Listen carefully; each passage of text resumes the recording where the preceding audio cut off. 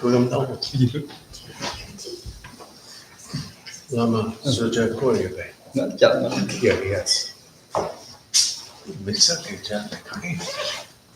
Bisa Jangan lupa sakit.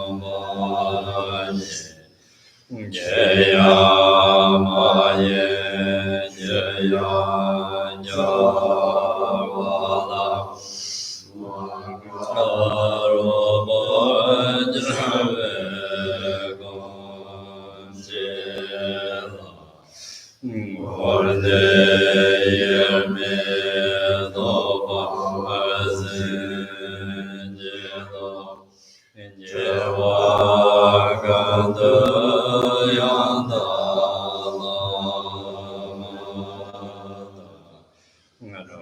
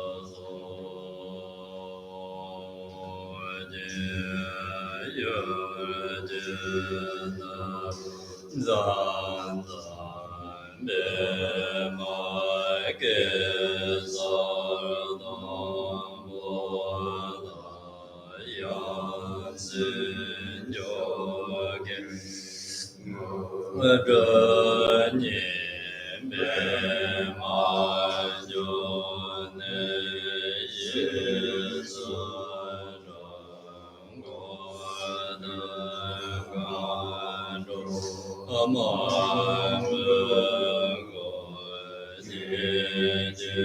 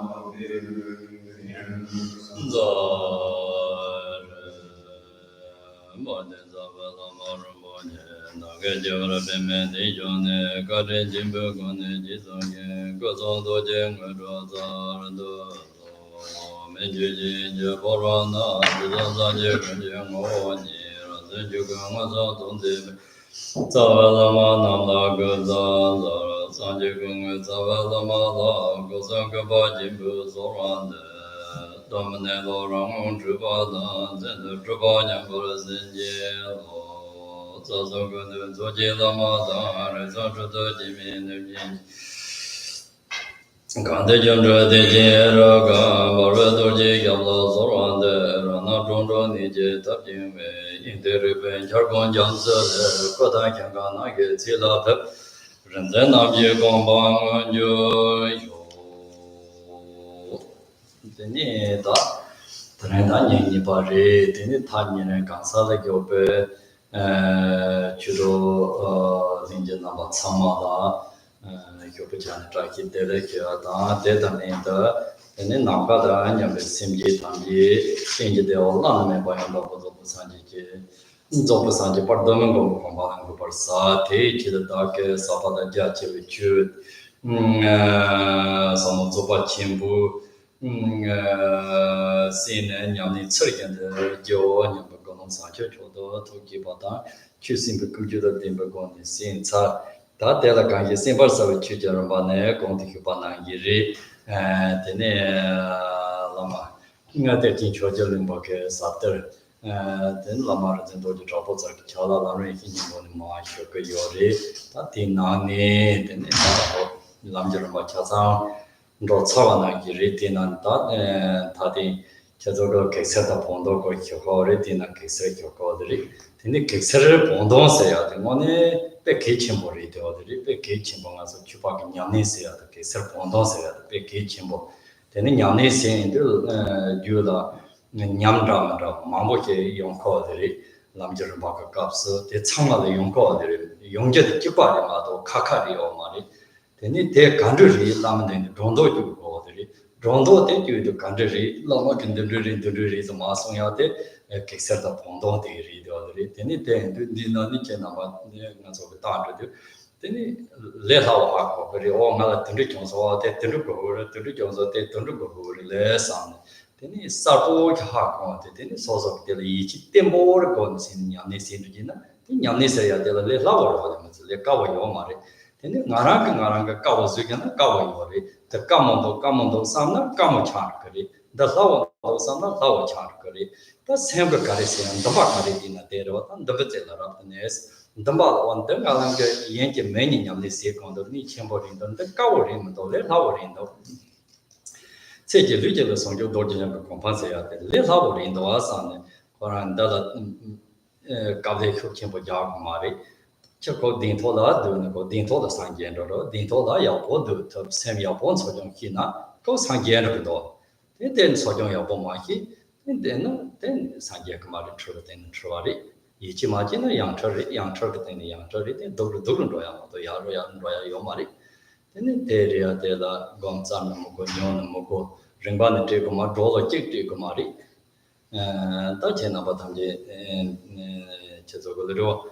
This are weekend this are and of some taco and a mato de chula sabomata cave Jacomari Terry.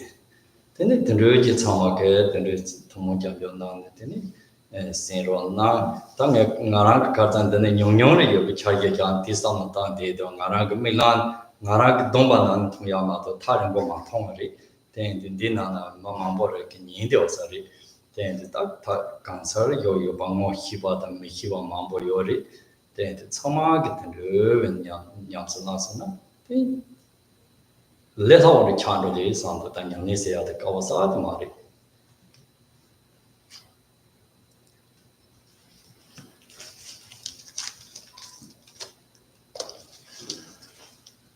Good morning, Dharma friends, both those of you who are here in person and those of you who are watching and listening online.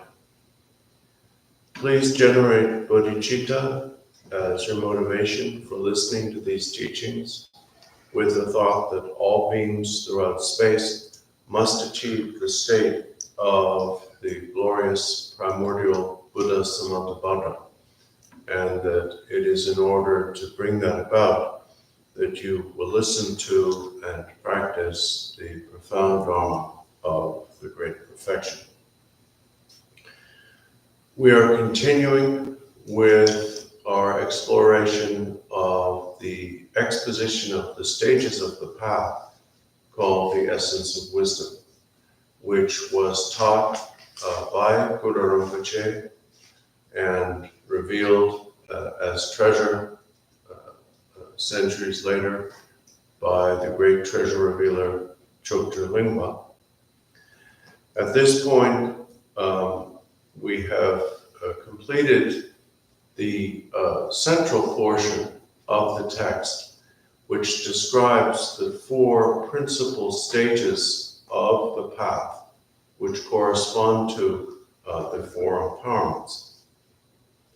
We are now concerned with two remaining aspects of the path.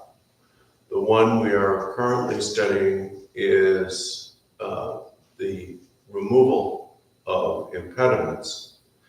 And then the other section which will follow upon it is enhancement. These sections are important because what we call the removal of impediments really comes down to correction and adjustment in our meditation practice. And correction and adjustment is necessary as we go through the path, as with any other training process. Of course, correction and adjustment is very difficult to do on your own without guidance. And essentially the guidance that is provided here consists of two things. It consists of feedback, which is responses to the types of experiences and types of situations, whether they are impediments or not, that tend to arise for most or at least many practitioners. And the other, which is related to that, is confirmation of your experience. So when you receive instruction like this and you recognize something that you have encountered or experienced in your practice, it means that the guidance is useful and appropriate because it is talking about what you are actually dealing with in the present. For that reason, for practitioners, this section of the text is extremely easy to understand. It's easy to understand because it's experiential. And if you actually practice, you've experienced many of these things and therefore will recognize them. Whether something is easy to understand or difficult largely depends upon the attitude that we take toward it. There is a traditional saying, everything depends upon your attitude. Similarly, if you think that something is easy, it will be easy. If you think that something is hard, then it's going to be hard. You've prevented it from being easy by convincing yourself that it isn't easy. My point is that not just this issue of correction and enhancement of practice, but even the entire process, the entire path is easy.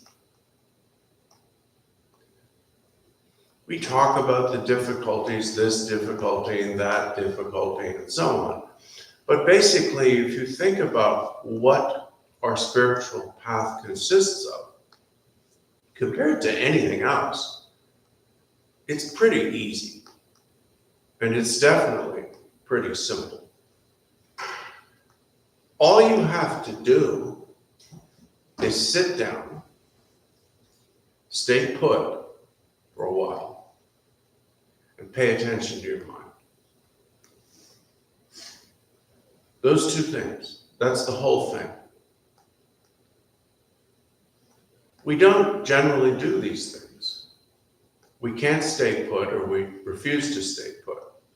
Not because it's hard, but because we think it's hard.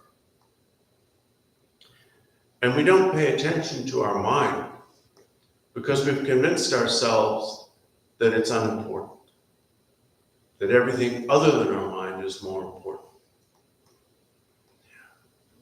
Once you determine that you can remain on your seat, and that it is worthwhile to pay attention to your mind, then you have everything you need. And if you will just do those two things, you'll achieve Buddhahood. That's it. It's really easy. And even receiving the teachings now is easy. That used to be difficult. That used to involve long journeys on foot or on horseback and so on. Now, aside from the expense that may be involved, which in the context of the expenses you incur in every other aspect of your life are not significant, aside from that, this is extremely easy. Those of you who are watching and listening to this at home, it's completely effortless. I need to remember, Lama said, that there are more of you than I see. Of course, I'm only directly aware of the people who are physically here in this room with me. Those are the only faces I see. But there are many more of you who apparently are attending this online. And so I need to take your needs into account as well. Oh, that's it. Then it's all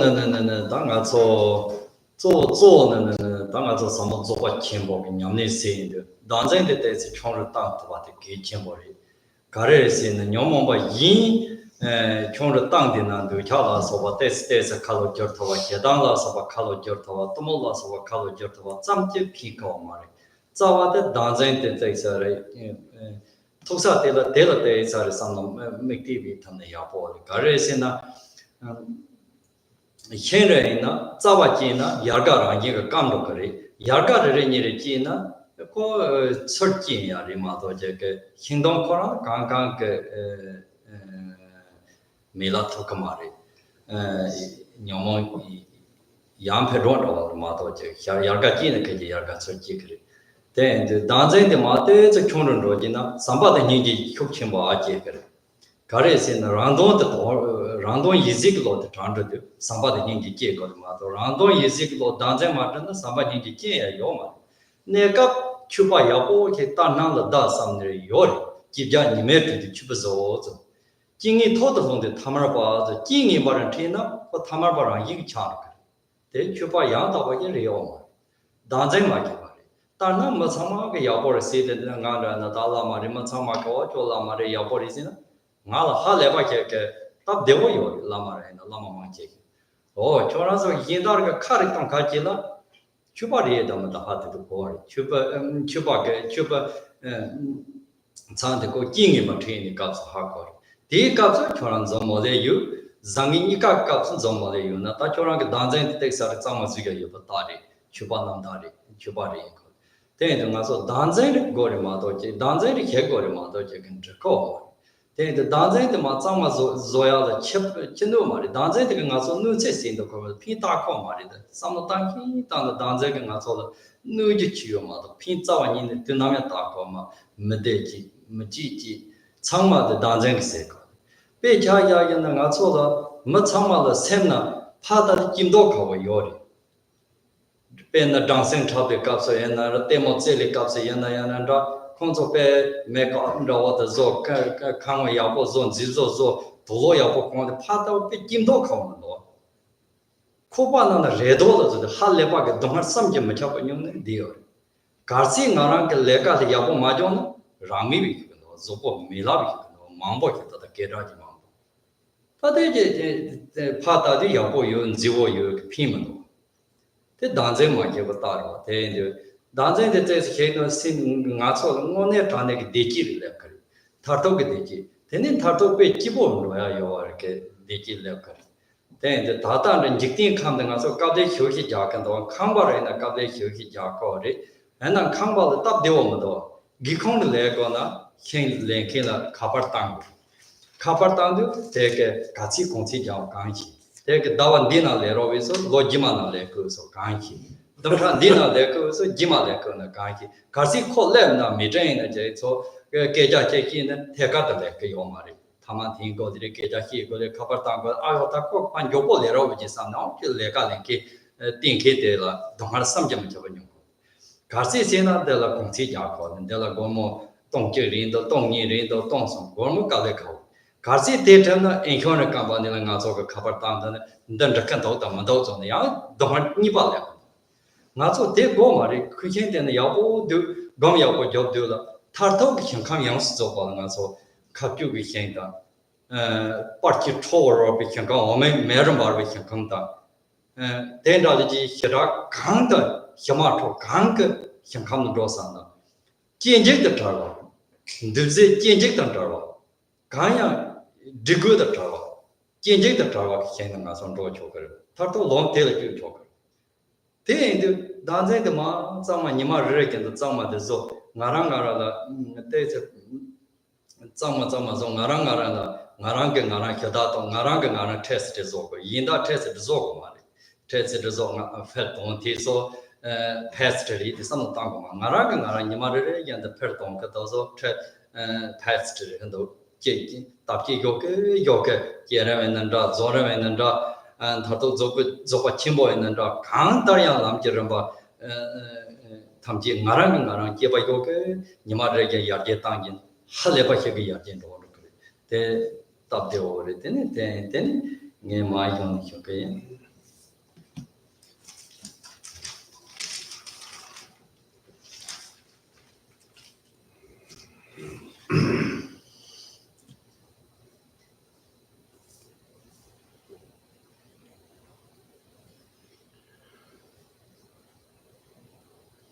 The main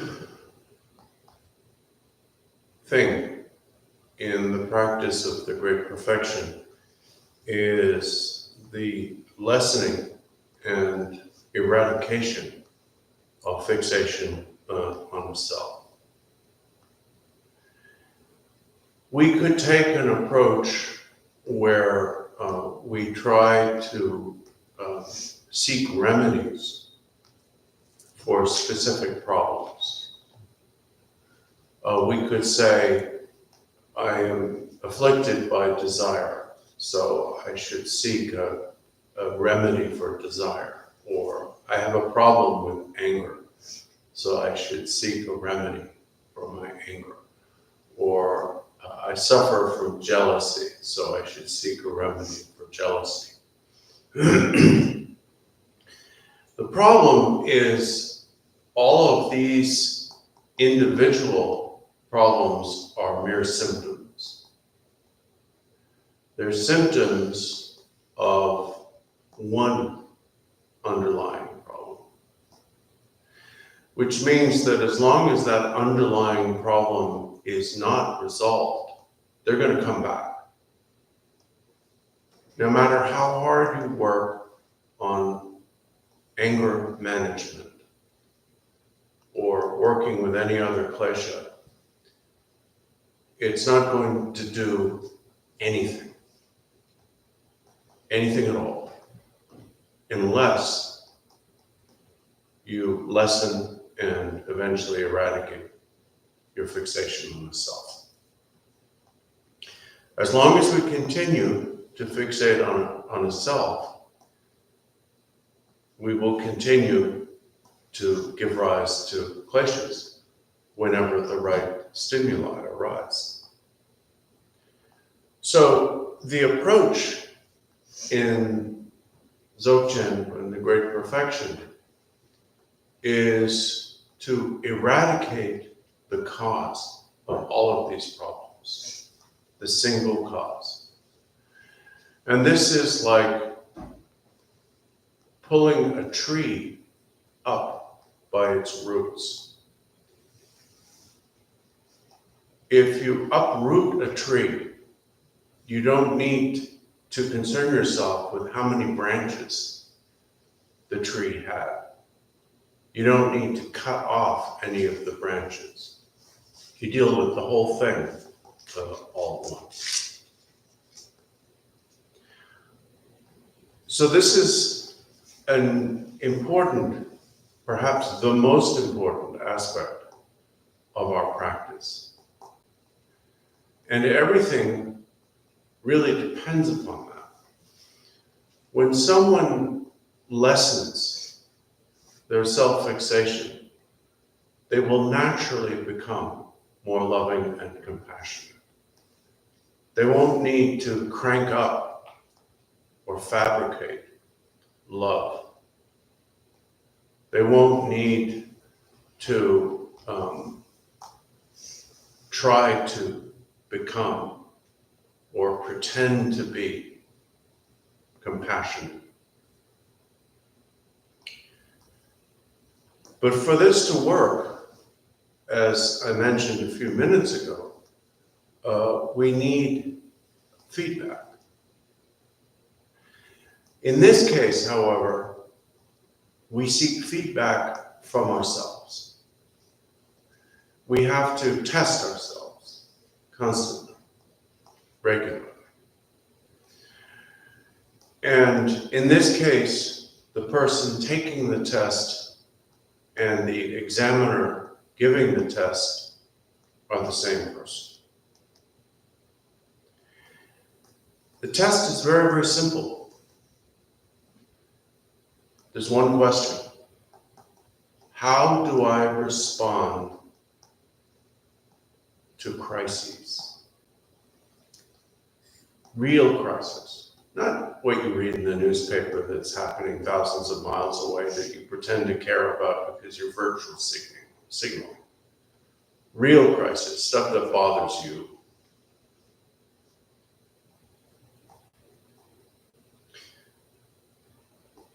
As Jamgon Lodro Thaye wrote, we all look like great Dharma practitioners when we're at ease, but many of us expose how utterly untrained and ordinary we are as soon as we're in crisis.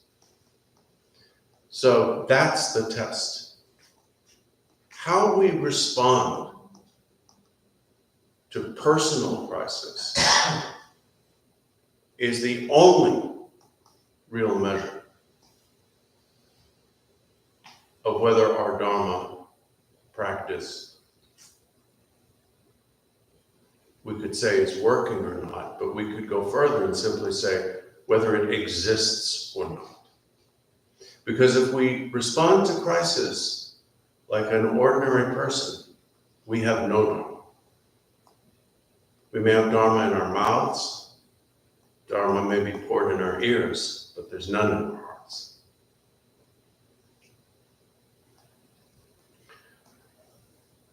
And what is being tested here? It's how much we still fixate on a self.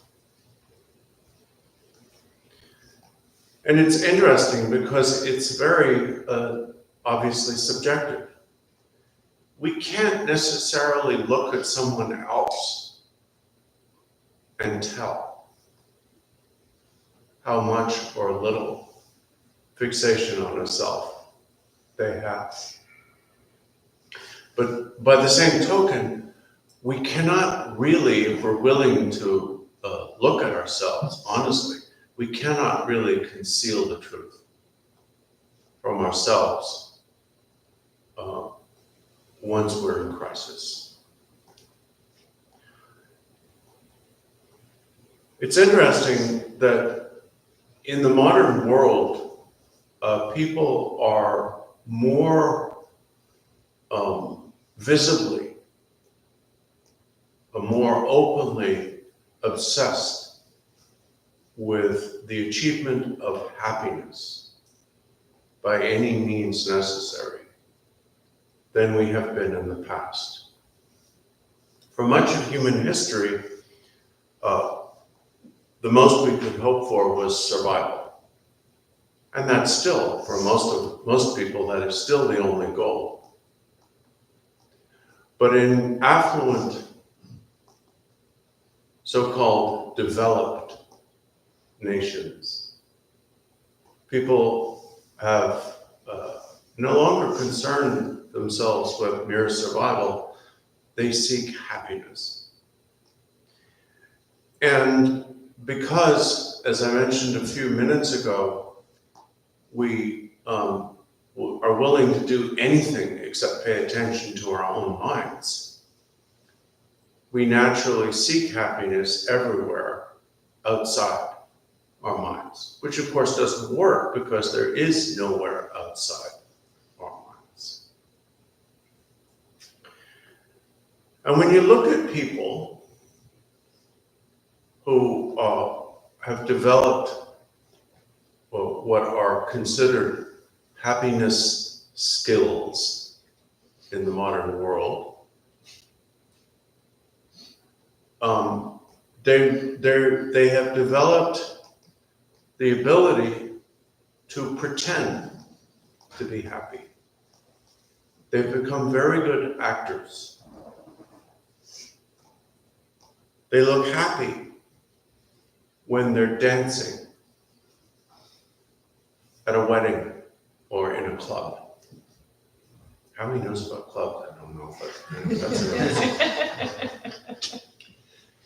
They look happy when they attend grand spectacles, which require expensive, possibly even exclusive tickets. And because of the expense and the exclusivity, they think, oh, I'm happy now because I'm seeing such and such at such and such place. Not everybody can see that. I can see it. Therefore, A, I'm better, and B, I must be happy. They look happy when they put on their makeup.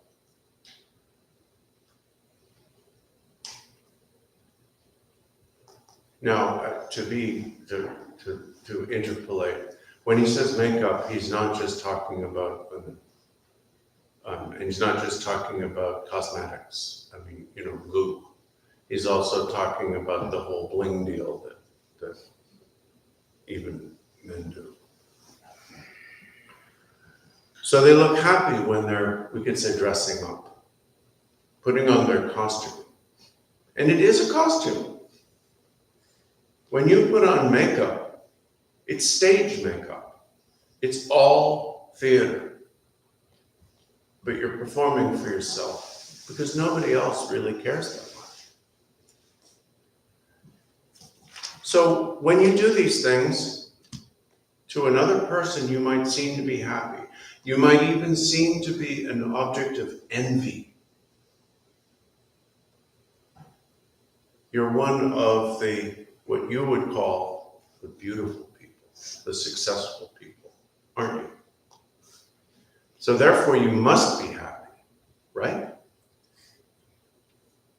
No.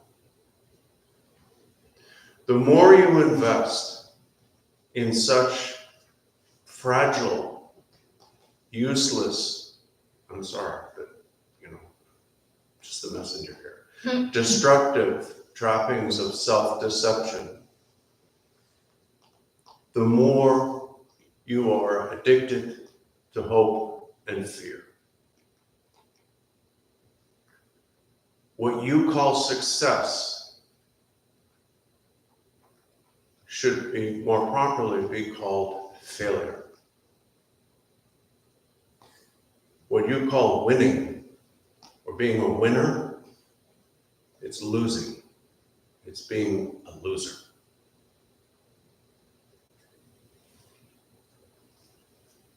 Hold on. I can't read my notes. Okay. And I can prove this to you. If this were true, if those you call winners were winners, if winning or success were winning or success, then famous people wouldn't be dropping like flies from suicide, drug overdoses, and what have you.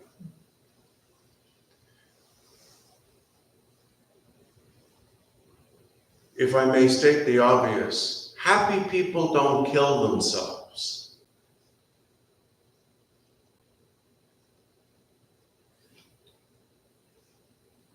This problem is not simply one of the visibly successful. I mean, we would say the upper class.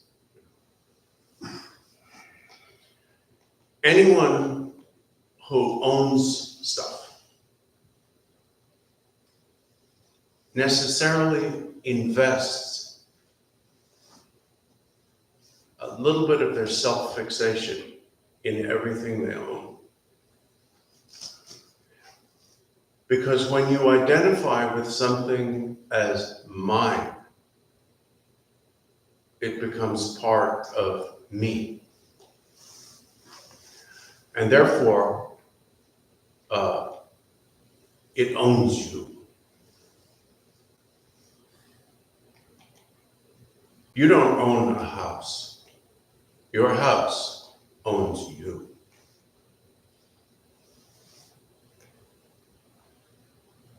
You're paying to be a slave to your property.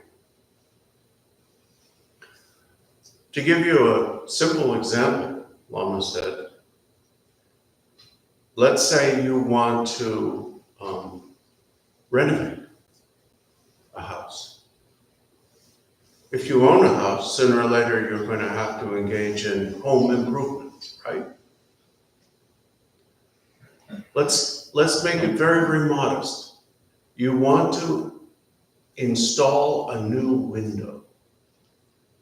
Or maybe you just want to change a window, get a different kind of window frame, window glass, and so on. What does that involve? Well, first of all, you have to make calls. You have to call some people. You don't call one person, you call several people, and you compare their bids, their prices.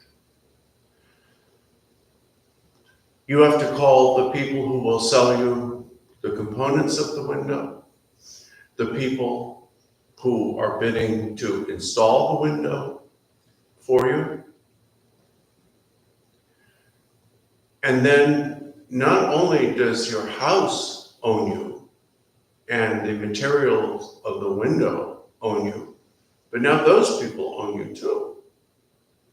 Because you don't get to decide the schedule. If you want someone to install something, it's going to happen on their schedule. Now, they may not say that, Lama said. They may say, sure, anytime. How about next week? Next week has a way of turning into next month, or sometimes next year, or sometimes even never. And then you not only have to buy the components of the renovation or home improvement, you not only have to have the people who do the job, you not only have to hire the people, who do the job, you also have to deal with the home insurance company, because it's going to change your deal with the insurance. And if the renovation is of any size, you're going to have to deal with the town board. You're going to have to get permission. You may have to lobby for permission. You may have to go to meetings and so on. My point is not that we shouldn't have houses or shouldn't have windows in our houses. My point is that as long as we allow our self-fixation to proliferate so that it drips like sticky goo all over the world, extending itself into all of our possessions, our well-being becomes more and more fragile.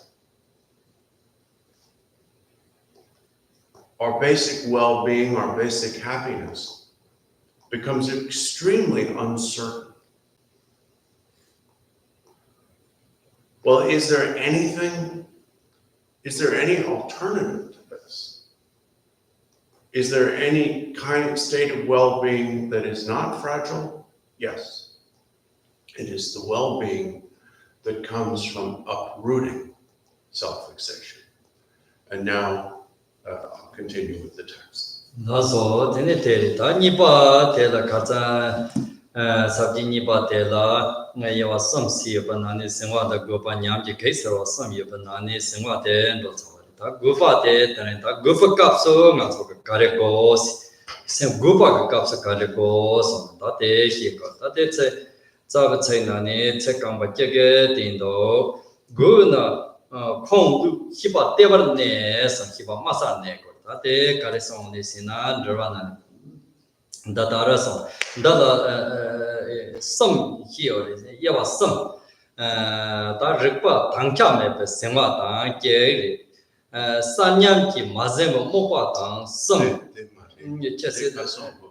oh, Marima, the good Dala, some lady, oh, yeah, the Shiba Yelden Toke, they but up and Troa and Gay, Ade, Naso Tujundo, Shiba Yolapa, Trochin. 열판 점chen churchen samno tongche tan tanga so cherekwan de le pe hukchimbo 열la hiba chochen ro gare chochen hiba 열lan choche nem de ben choa da ge ne cha ti ne me pe ta de yinwe gupa kort madapa 열la mami par traye pan thora dar se ta ka ta ya sem tora da ko sari Try upon Torah Namdan, the Sota, Danin, Torah Namdan, drove Sevra, sent Nepa, Yam Sepa, Matsora, Trova, Wonjata, that they wanted the Mama Bothering, they wanted the Tijon Chimbo, the Tamala, Gomchi, some Tan, the day already, or Kanka made a not Tommy, while a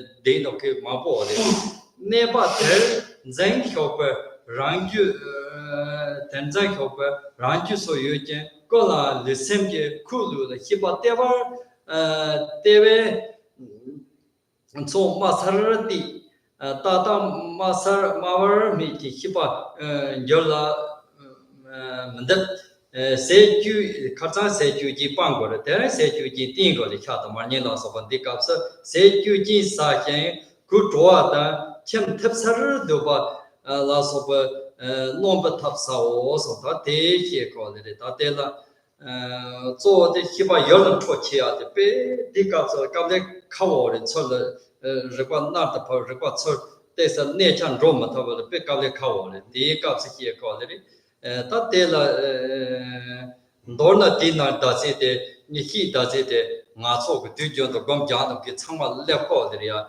kyaran cho ge the Kirazo, the Yamyon Pachari Lepco, oh, and the Jones on the Jones on Lepco, the continuing from where we left off yesterday afternoon, we saw that in the category of secret impediments, which are mental and to some extent physical impediments to samadhi.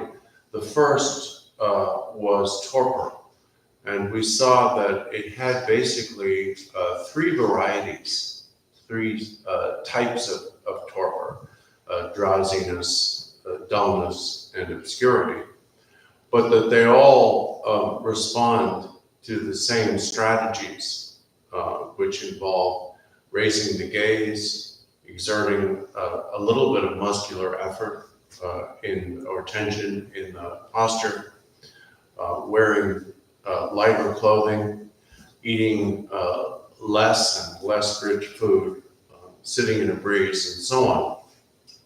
And one that wasn't mentioned there but is implied in the corresponding section today is making sure that you're in a bright environment. So now we turn to the second problem in meditation, which is excitement or agitation. And this is similar. It also is going to have three varieties, which will kind of correspond to the others. And also will have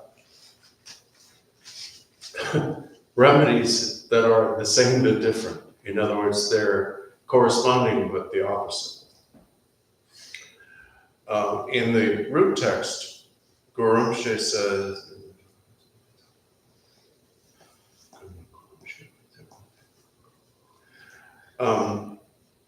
if your mind is wild,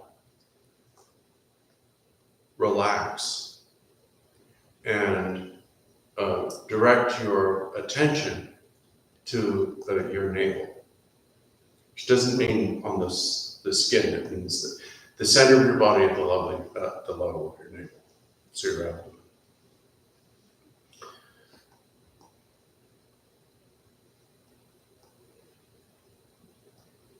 There are three types, and Lama said you'll probably recognize these because anyone who has meditated has bumped up against or experienced these. There are three types of what is generically called wildness of mind. The first is excitement. And excitement is where your mind is so attracted to an object that it won't stay put. The nature of excitement, therefore, is attraction or desire. And it's where your mind is constantly distracted by the thought of something. Could be anything. Could be food, could be anything external, could be something internal. But it's because the thought gives you pleasure. So in that case, the problem is not that your mind couldn't stay put. It's that on some level you don't want to. You like the thought too much. It gives you pleasure to think about that object. Now, an object of mind can be external or internal. It can be an object of the senses then processed by the mind, or it can be something purely internal. You could be, for example, addicted to thinking about an abstraction that you find fascinating, which is not an object of the senses. So the first one is excitement, and that's basically caused by attachment from among the poisons. The second one is agitation. And agitation is where your mind is so disturbed that it simply won't stay put. It's constantly distracted. But this distraction is, your mind is drawn to something unpleasant. So whereas the first one was a type of attachment, being distracted by being attached to something, here it's aversion. Could be fear. You could be afraid of something. You could be worried about something. Anxiety, chronic anxiety is a very commonly experienced form of this. You can't meditate because you're so anxious about something that your mind won't stay put. So that's the second one. And you can see that they're very different. They're equally distractions, but experientially there's a big difference between excitement and disturbance or agitation. And then the third one is where your mind is scattered. Now, it's not literally scattered because your mind doesn't break into pieces, but it's bouncing all over the place. And the difference between that and the first two is there is no specific object. Jamgon Kongtrul Lodro Thaye points out here, he says the difference. So they're all states of wildness of mind, where the mind is not under your control, but they're different in affect. They're different in feeling. The first one, excitement, is attachment, a form of attachment. The second one, anxiety, fear, agitation, disturbance, is a form of aversion. And the third one, where your mind is scattered, is actually a form of stupidity. And in spite of the fact that they're very, very different,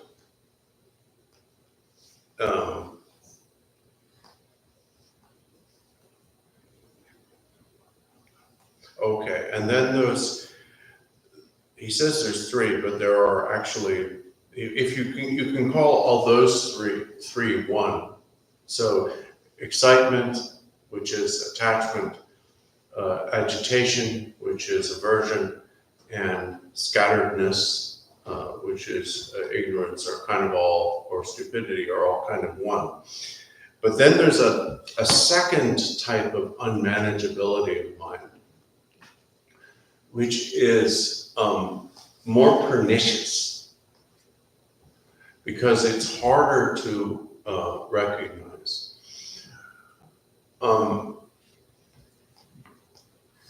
Lama said that, and this is very, very helpful.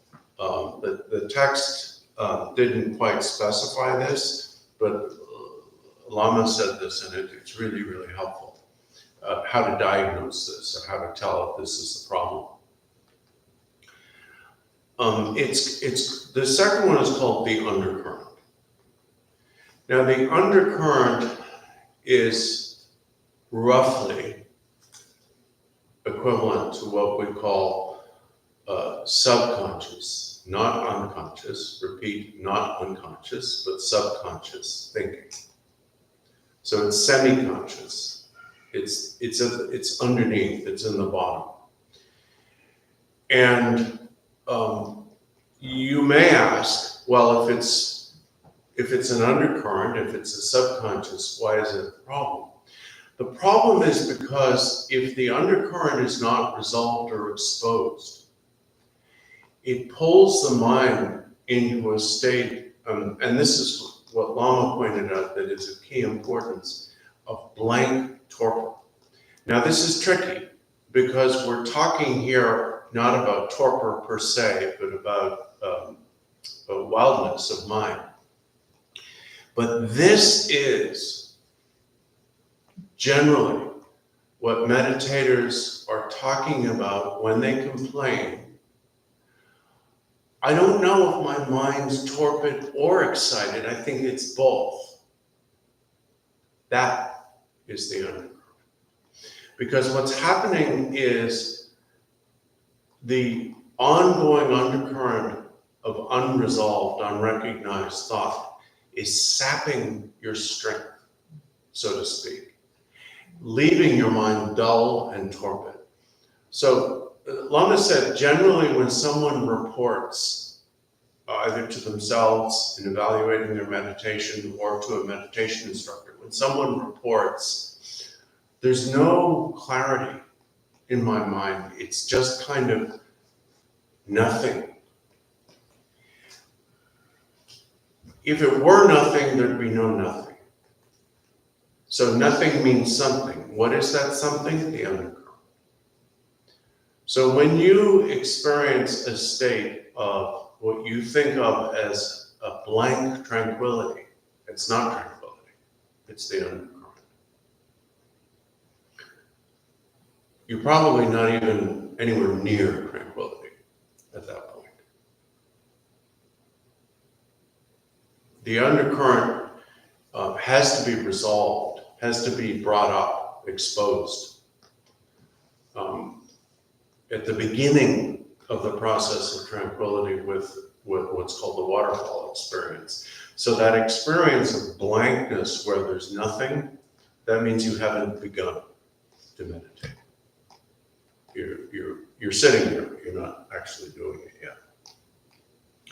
So the tricky thing about the undercurrent is it generally passes unnoticed until we start to meditate, and then gradually it starts rising to the surface bit by bit. And so even though we may experience it as a state of dullness, it's not true dullness, it's actually a state of wildness. And another type of unmanageability of mind is fixated stasis. Now these things that Jamgon Lodro Thaye is talking about here, the undercurrent and the fixated stasis, these are you have to meditate for a while to have these problems. At the very beginning, you won't even have these problems yet. You know?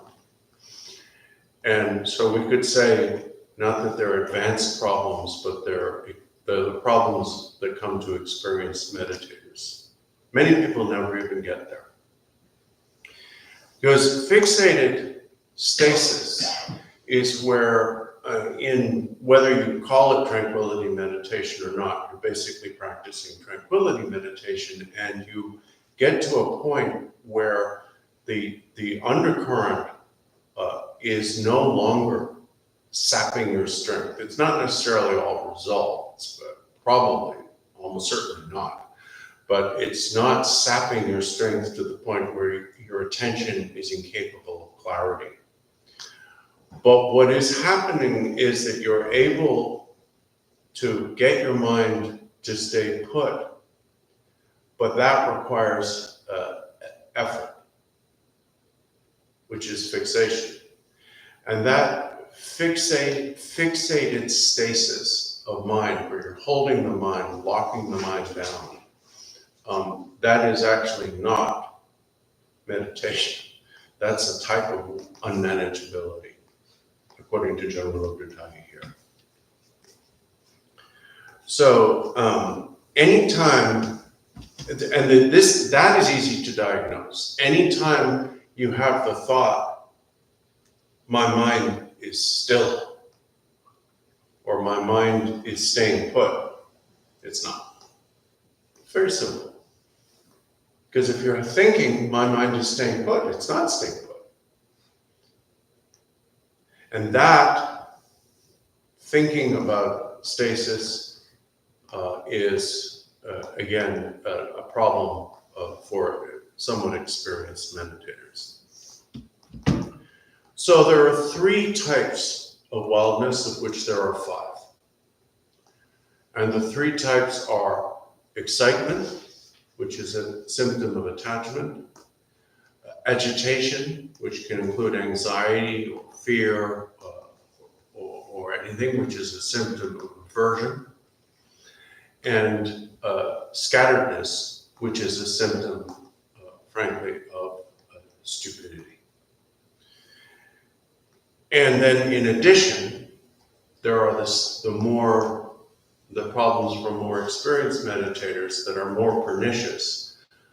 First, the undercurrent, and then second, fixated stasis, or we could say fixated stillness.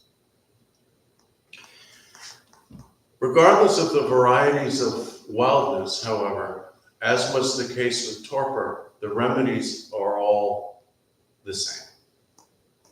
So Jamgon Lodro Thaye says, for all of these, the remedies are these.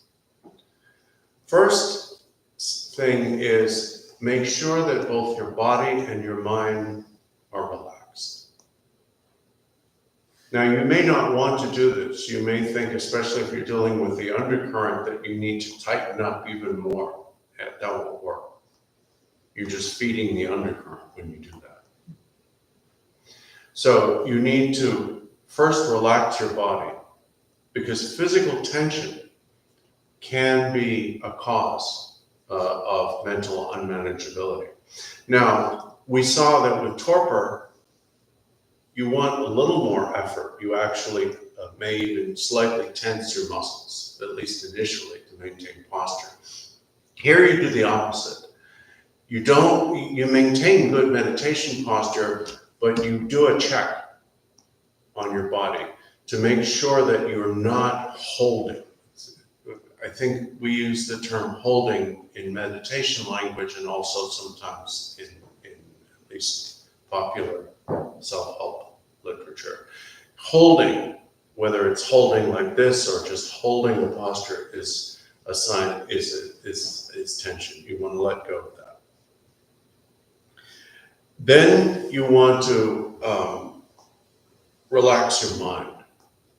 And in order to do so, it may be helpful, as both Guru Rinpoche and Jamgon Kongtrul Lodro Thaye point out, to use a focus that is relaxing. So, for example, it doesn't have to be this specifically, to direct your mind to a specific location, such as the center of your body at the level of the navel, something like that.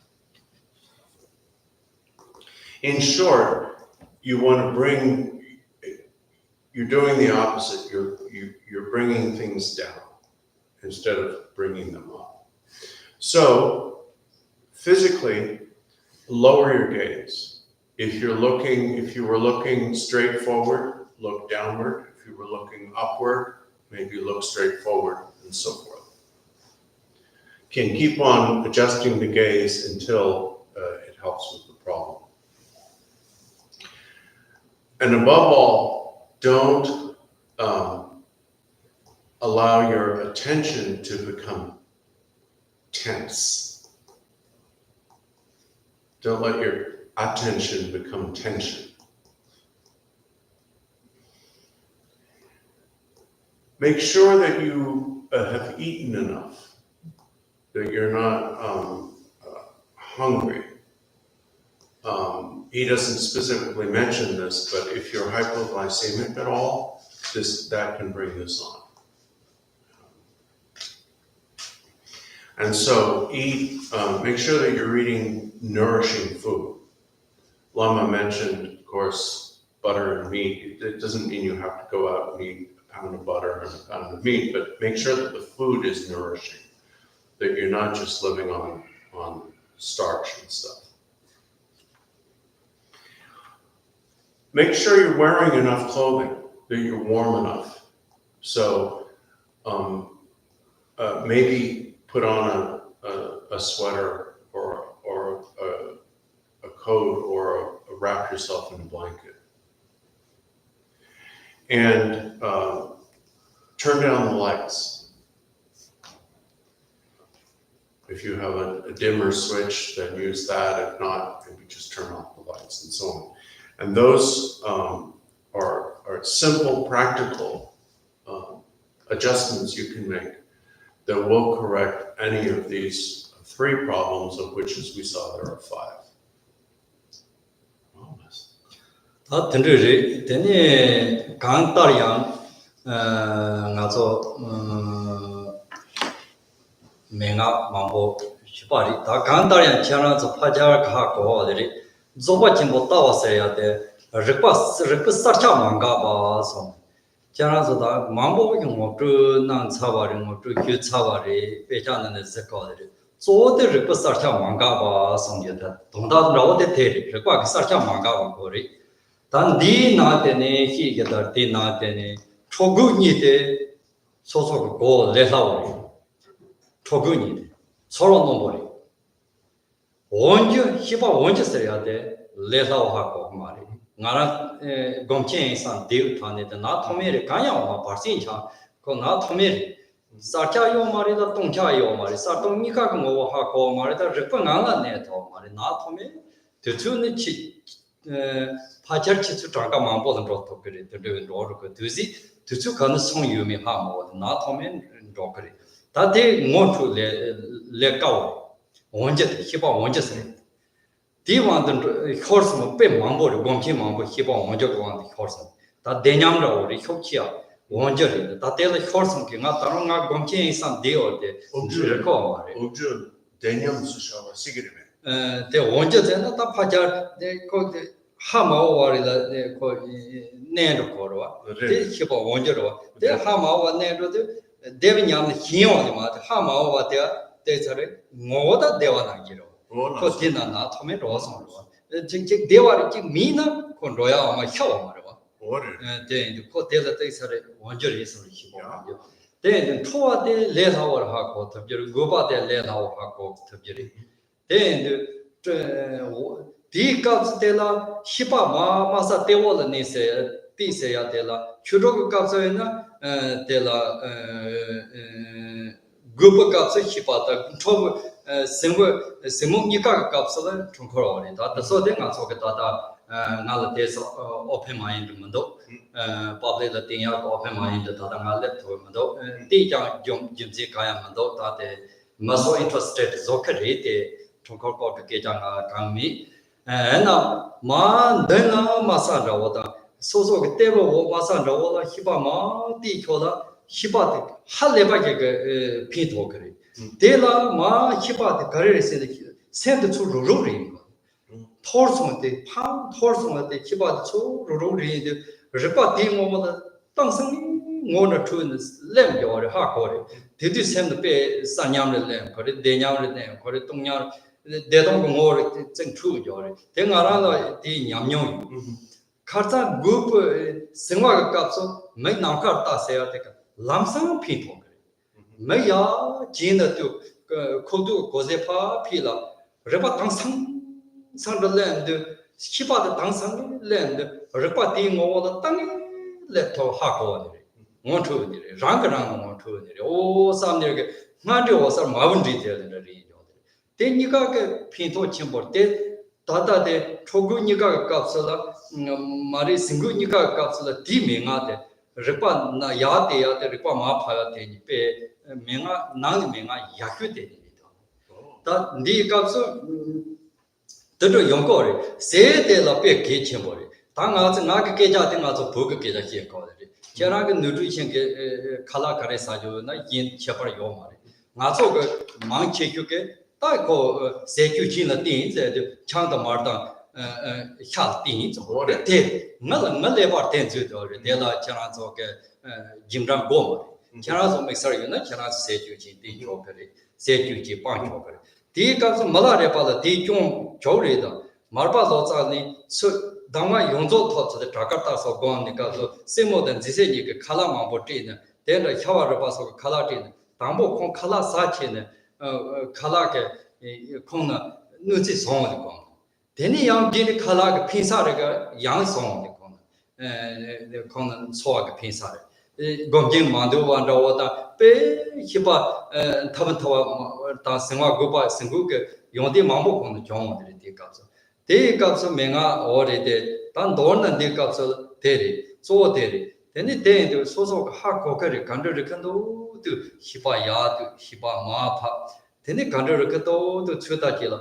Don't move over any, Desar Matosum, you know. The Hipa de Tata Ripasacha Magaba Ripa de Sarcharilla, Sarum the Hakodi Barga Ripa Koranke, D more than Yabari Yotapsona, Zopachimogatawa and Yabari Yotam recorded. D more the Hako Matam, not Taps Rosana, one jury. D more the John Matavan, Kasaka, and Torna Tata, Nazo, and Garilla Rido, they long with Jori, Region Long. Large extent, you know, with more in the Mambo mother, Rekandawa, Tata, and some of the depression of Mal Tepchiano or the Yal Parchiano or Lepeda. So, Gona then or Lepo, Gomchitami. They the drew in the Sargo, they said you Gina Theatre, said you Payada, good walk, Moyada, good.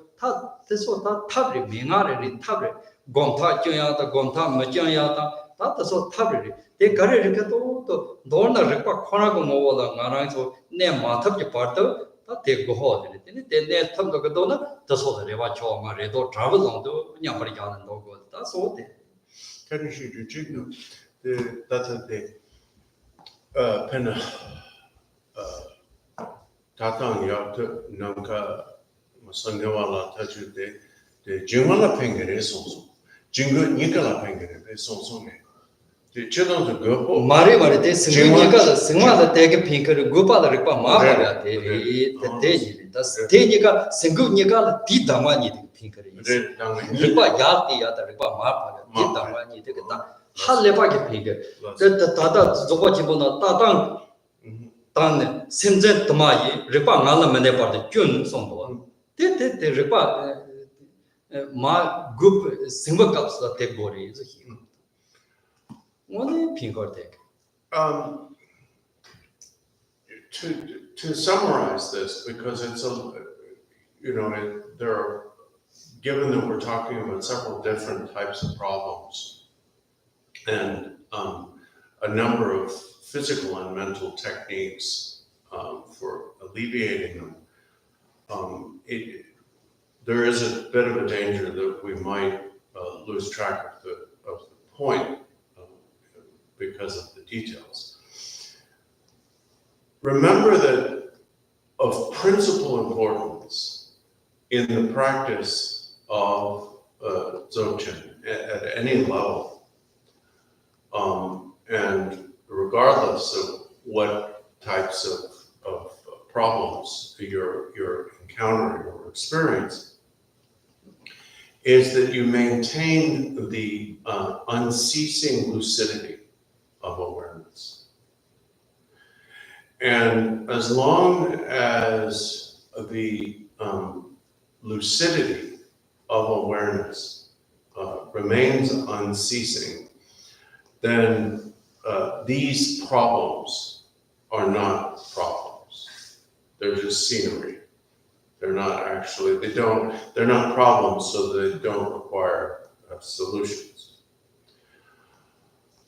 Among the problems that we talked about so far this morning, the varieties of unmanageability or wildness of mind, obviously the first two, excitement and agitation, are very easy to recognize. Because you're trying to do something and your mind is doing something else, so you notice it. They're not unconscious, they're conscious distractions. So therefore, you know when you're excited and you know when you're agitated or anxious. Those are easy to recognize. The one that is harder to recognize, again, is the undercurrent. And the undercurrent is harder to recognize because it is semi-conscious or subconscious. And so Lama said, as I said before, we basically recognize or learn that we're having a problem with the undercurrent when our minds become vacant. When the mind becomes, and again, it's different from the torpor described yesterday. When our minds become obscure and lacking in clarity. Now, this is not necessarily experienced by the practitioner as unpleasant at the time. In fact, it could be an experience of pleasure or well-being. Because when people become captivated by an experience of mental and or physical well-being in meditation, not so much the experience itself, he said, but the captivity to the experience, being caught by the experience, is done by the undercurrent.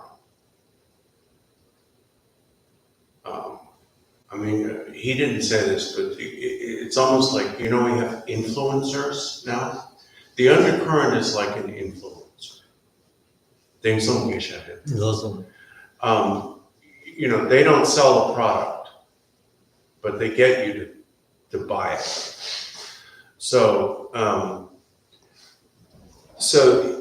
the reason he said why I'm pointing out that, and I asked him about this to confirm it, because I experience the undercurrent as misery, but that's how I experience most things. The undercurrent can masquerade as an experience of well-being. But it's not that the experience of well-being is the undercurrent. The undercurrent is what's captivating you in that, or causing you to be captivated by that experience. In any case, even though the undercurrent has a kind of an underneath basement quality to it, you still want to lower your gaze, he said, and lower your attention. You still treat it as a form of wildness, distractedness. It's very different, of course, from excitement or agitation, and it's even different from being scattered. But it still responds. Lama said, in my experience, responds readily, possibly even immediately, to directing your attention to your abdomen, like the area, the level of your body, your navel, and so on. Now, there are additional physical remedies. As I mentioned yesterday afternoon, there are physical remedies for torpor and agitation that are specifically given physical exercises as part of the Adhisara training in the 6 dharmas of Naropa and so forth. But he said, I'm not open-minded about that. I'm a pretty open-minded person, as you know, when it comes to what I will talk about and teach. But I draw the line at Adhisara, the physical exercises. I won't teach the Adhisara of the 6 dharmas of Naropa publicly. That's where I draw the line. I know you're interested.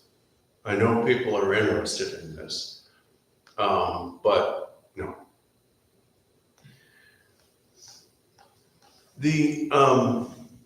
However, the good news is they're not really necessary. Simply sinking your attention to the navel will do it. Because he said, even though in affect and experience, there's a great deal of difference between encountering the undercurrent of thought and scatteredness per se. We experience them as different, but they're still fundamentally the same problem. Your mind is scattered. Your mind is kind of dispersed. So the solution, therefore, is very simple. It's to collect the mind. And this is a term that's used in most languages, to be collected, and so on. And the easiest way to do that is by directing your attention to the level of the navel, and so on. That will gather or collect your mind and return it from the distraction, whether it's scatteredness per se or the more pernicious distraction of the undercurrent. So he said, in my experience, the most immediate and effective solutions to the problems we discussed yesterday, the torpor in its three varieties, and the problems that we've discussed this morning, wildness in its varieties, is the adjustment of the gaze and focus. That if you're experiencing torpor, that if you raise your gaze, and it will immediately dispel it. Because if you raise your gaze and gaze upward into space, that will immediately, if you have any training and experience whatsoever, that will immediately expose the innate lucidity of awareness. And for the same reason, but in the opposite way, if your mind is scattered or overpowered by the undercurrent, if you collect yourself and you lower your attention, lower your gaze and lower your attention to the level of the navel, that will immediately cause your scattered mind to gather itself. And then the dietary advice is important. And Lama said, don't worry too much about the specifics I give. I grew up in Eastern Tibet, so naturally when it says nourishing food, to me, nourishing food is meat, butter, and liquor, because that's what we got. So I don't mean that you have to, if you find you're scattered in meditation, you have to go out and buy a steak, a pound of butter, and whatever.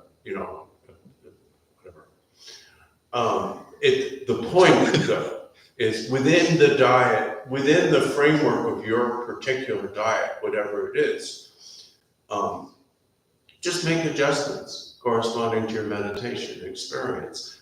It's richer or less rich food as required. And that does something. Probably the most famous historical example of this is Jetsun Milarepa, who at different times experienced first a great impediment to meditation when his sister Petobom and others brought him food that was richer than what he was accustomed to. And on another occasion, where having rich food, or in his case, rich food meant any food,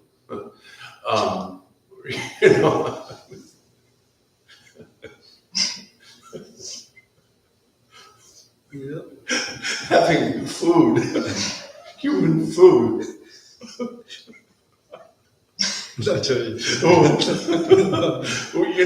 helped him tremendously when he reached an impasse.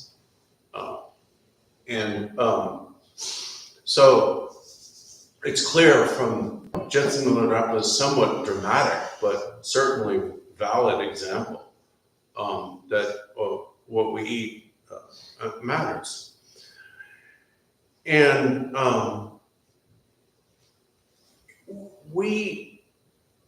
until we transcend experience, in other words, until we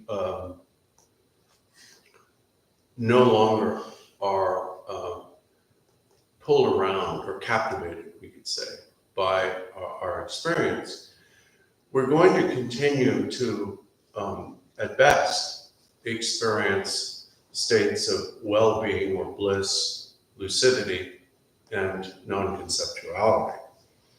And all of these, of course, we experience because they're innate attributes of the mind, but they can be helpful or harmful as experiences depending upon the context and the situation. The one that we emphasize in the practice of Dzogchen, as I said at the beginning, is lucidity.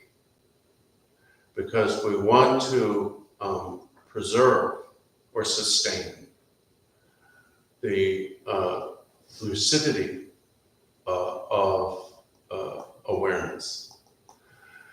And as I mentioned several times earlier, when that lucidity is gone in our experience, that is a sign of the undercurrent. Even though the undercurrent is not a torpor, but is a form of agitation, it manifests as obscurity, or its symptom is obscurity. And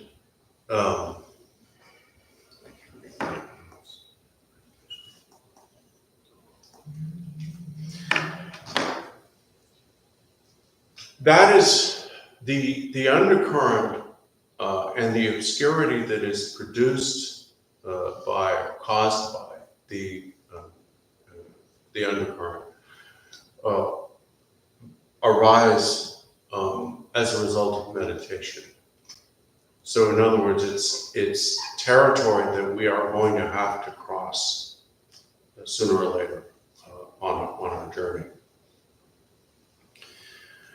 And these kinds of issues will continue to occur or reoccur in our meditation practice until we gain the decisive resolution of pure awareness.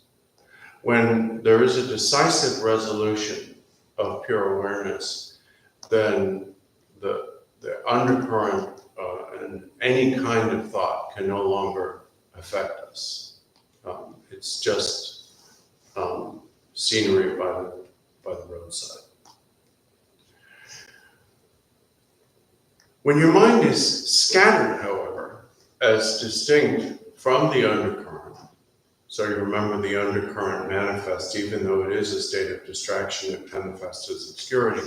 When your mind is scattered, like it's all over the place, that is often, especially in Tibetan medicine, diagnosed as a case of what's called heart wind.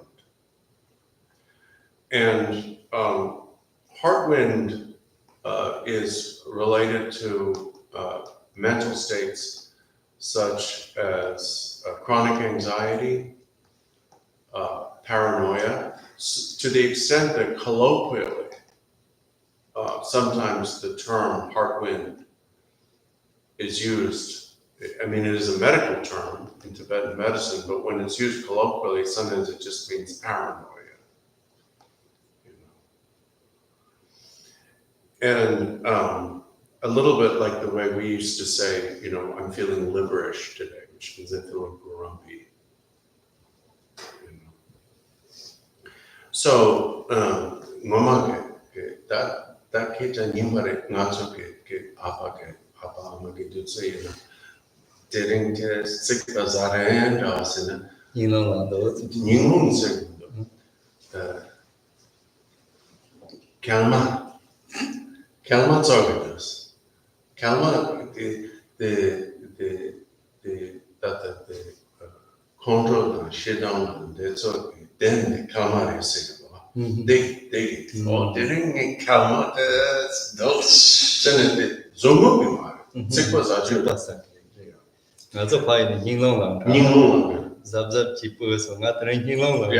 I said, you'll actually warn people. I said, in my parents' generation, which was somewhere around the 18th century, that people would say, I'm feeling a little bit liverish today, which was a polite way of saying, I'm pissed off, watch out, I'm prickly.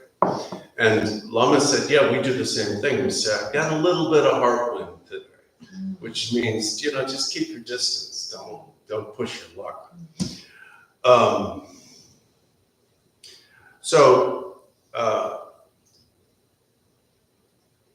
But that type of thing, which medically proper, to use the term heart when in its proper medical context, Lama said, can manifest both, of course, as depression, not just in the sense of torpor and meditation, but as chronic or clinical depression, and as scatteredness in meditation. So, in other words, while in affect and appearance, of course, torpor is one thing and excitement is another, they're all kind of interrelated, and they can have physical causes as well. All so that man. All Last all did somebody la desamento nyamri. Somebody la desamento himi lam the tang. Zip nyam ki demi ranger jang. Barman yam kun garden never yas. Barman yam. Tamki semi kipi yen hine. Landor me per report. Ngang jang o so that tepe that mega nani mega te. Oh ya then Pimpen yam, that desert mato yam someday, also gone on it. Yaramati, the yonkore, the Hineka saw the so yonkore. Pimpen yam, Lu Yut Mator came.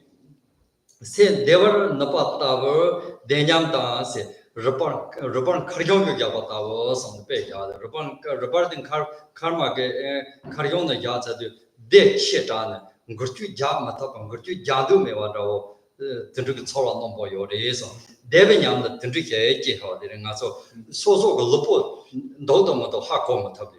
Lupo the Wuri, the Sonara Lupo, one Dotomato Sora Hakomatabi. Kepa Zeata, Pomo Nayatam, Gonaya Yomari.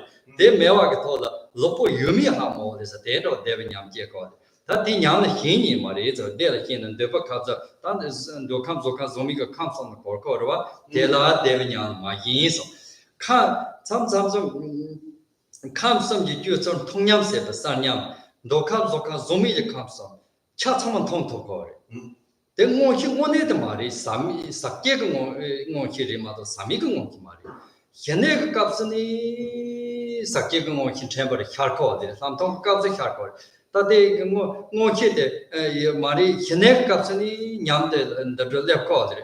Some Tonga Tobamone, Denti Din Salila. Samijmo here, Harkorde, Sakegamo here in the come some because Matil comes some so Naso that Kambasana Madam Mambo the Indocori. Dick Chanazo de Yonkari, Gom Jabuna, the Jamena, the Yamkamadi, only Kambasana Madadi, Kamba Parta Pardali, Dini Redo, Sada de Tadaka, some Chatsama and Rondo Dadi, Matsaman Tonto, the Rikake. Then New York Dawade.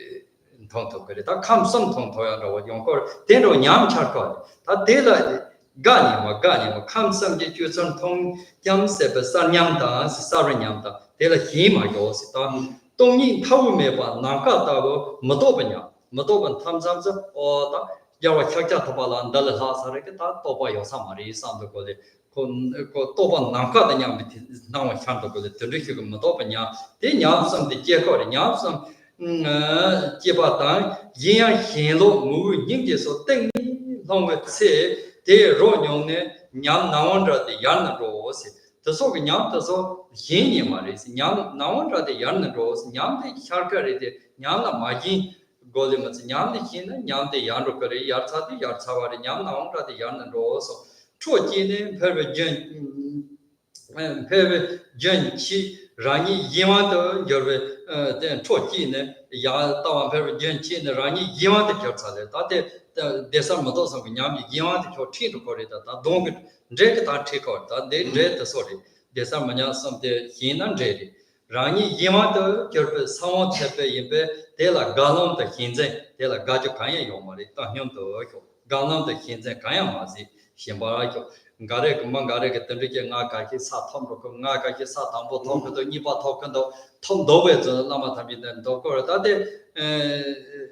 Dugatin quality, that because of Dugatin quality. That Lama get a read and Chona Yapori, the Yapori, the Halapari, the Lasam, you got Dugatin. Lasam, you got so much Sekamari, Lama, Dugatin, Kota, Nasoma del Halepa Yapori, the Sun, Tela Numbertu. the Lame Lomangoyo, Lome Lamangoyo, Pango Boyo, Pongo Drayo, Drake, Yondango, Yondaga Lamangoyo, Patro Sondo, Tata, the Horida. Jinatso, Lama Goyo, Nyingpo, Jumni Pitch Horida, How Leban Jumkorta, the Lama Mambo Jumkorte. One in Tatality Horida, Lama Yati, Tatality. One in my drag, though, one drag. The took Ninka Mambo, liberal, the young Saint Saint of Gado, Tambo, the Lama Son, the Mambo Lepri.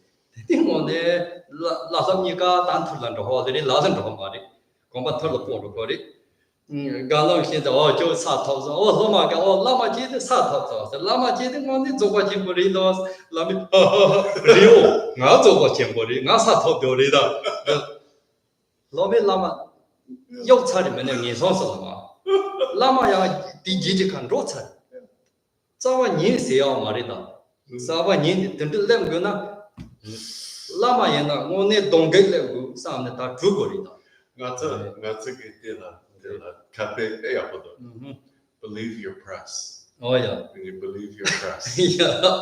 오늘 랩거리 든들다. 라마 라라 또 봐세도 가호 말이. Two passing the Magadu Chanazo de Lam, Mala two passing came on board the land. Magaga said, Now, Martin, what wrong with you? What wrong with you, Marty? Choraga was cheated you. What wrong with what wrong with you? You don't like it. You like you don't like it. Get a kiko, Pata, Lama Sala, Kogo, Lama de Chukari Hogana, Lama Sal Pai Kogo, then Lam you can't go by our mantra. None of this is funny. Yeah. But we're laughing because we've experienced it. We've dealt with this problem he's describing, but it's not funny. So don't think that I'm not sharing the joke. It's just not a funny joke. Gaji the Kenzeme, but Yamkin Nam Jerry Yamkin Nam Mejewa, Ramor, Yamnakan, Yaso, Mayo Ramola, to the Yamarko, Silamda, Ramotane, Gana Gavanado, Dona Dobanado. Zambotis no Tingado, Nipa Tingado, Yoso Patroka Abropon, Tingana, Yin, Tawate, Lambda, Subject Nupenyan, Subject Nupenyan, Nata Sonser, Ningon Kandu so keep it same my young. Take out the same my young, so Patroka Abropon, Sabosondo, take out the same my young, Repa Martin, Dula, Tingando, Nata Sonser Insia. Nasa songs the India. Gila, Semayam, the Devando, Hona, Tamarpal, literally. Gonji Tamarpal, Horida, Devant Hona. Please, can you take me to Dr. Zanataka? That's Coco. Please, I'm something wrong. Problem. Can you please take me to Gonjindo? They might call it. My God, Tamar, Lupe, Tamji, Dimi, Jumari was, Dedonica, Jumari, Deva Seate, Jumatan Sani, the Marseate, Jumapalam Sani, Dagon Kulam Nagiri, Dedo Jumari Hipata, Sora Medeva, the keeper, Rangola, then Tingola, Gogola, Tingola, Dedo Sonata, Yansi Yano, Naza, the Domars, Yansi Yar, some Majela. Then Yimi Chapter to Yamyo de Jangos, Yimi Chapter to Yamyo Tingo, the Jones, that day. They want the time, tennis and wrote the Oh, yeah. Pinu Meba, Parmanyams, Kuyala, Conde, Sao, Panyata, Nepatas, Kuyala, Conde Niji, Sao, Panyata, Neo, the Hamo, the Kuyinikaki, Kuyala, Conde Nikaka. Yet, Nadi Yobate, Dorje Luda, Sayek long take Za, Yeke long take like number, never now, Lunita, thinking the journey, Lana, Sialana, Conde Yamamo, Hakota, but in Yamna, that's all, Charity, the Gisandana, Tana, Gamati, like a Chimborizada, Saborizada, Nanhawa, Ramada, Nakatanga, Gamati, like a Sataka Sabarido, Sana, Gisandana, do you tell? Do you want the Madame? Tanhyong the Yana, Lambda Maloma, Jetara, so they gun the Jones on Gaba, the Yondi, the Japa, Juma, and Pamaga, Yonti the terma, Yonika, Tamyoso, San Dozar Madawa, Hienzeme, or Andrew Kimbu Yalas, they can't tower. Zoba Kimbo, Namto Toto Randro, the Toto Rando, Zanginica, Ransart of Tonda Jedata, Toto Himbata, Namjona, Deo, Sonia de Day, that being under Yamajongo Deno, so Randro Kimbo Yabalam, the Sona, Kate Jada, Sonia, Tamji Rangis, Kiku Chontravis. Then the Kate of Corsa Party, Kasi Sonia, Tamji Randanya, but Chontra, but Hine, Zanyam, Lanza, and Nito, Torza neighbor, Zumi, Ripper, Ramas, Jane. Yon the cure. That yon the cure, they large Matu Mato gonna do it, don't do your large your say, do large your call them Malariba. Then Yomo Yishis your. Tengi Yansui, but Dikas in your call, the yon did in your day, Menga Rumboji Pombale, Nelo Topa Tachu Jane, Yamu Ripi Yen Zembe, Jenam. 接送去年都接上，接送我们去年日不老的多呢，就那用的的就起不到我的建议的，就那用的就提前把这我这么你说，都等这他们个把这刚送我们我这的成就个人就起呢，就那给的接送呀，那么就咱们就着送着是去送着是，那得别给。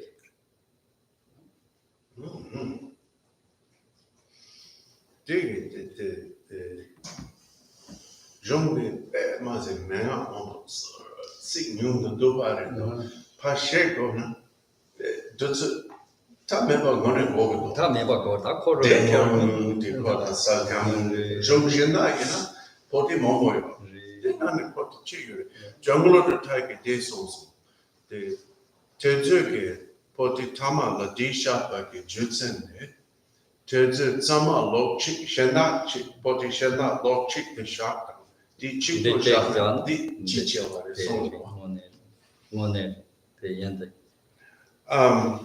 okay, so to continue with the obstacles or impediments, it's almost more like impasse. If it's an impasse, then it's a problem. If it's anything else, it's just scenery. But so impasse is kind of a good translation for gek here, because gek means it stops. It's something that stops you. And so the third type of impasse, and with which we'll end this morning, is meditation experiences in general. Now, it's not that torpor in its various forms and wildness or agitation in its various forms are not meditation experiences. Of course they are. But meditation experiences here has a specific meaning of things that you think are significant. This is what we thought was funny. It is not funny, but it could be funny. So, and the difference is simple. So when you experience torpor, like you're falling asleep, you don't make a big deal of it. You try to fix it or you give into it. But in either case, you don't think of it as a milestone in your life. And similarly, when your mind is scattered or agitated or anxious, you don't think of it as a major milestone in your life. Today, I first became so agitated while meditating that, you don't. But these are the things that you might take to be milestones. And therefore, they need to be discussed because you're going to experience them. And as well, you'll see why. Okay, so first of all, what Guru Rinpoche says, and then what Jamgon Lodro Thaye says about that, and including what Lama said about what Jamgon Lodro Thaye said.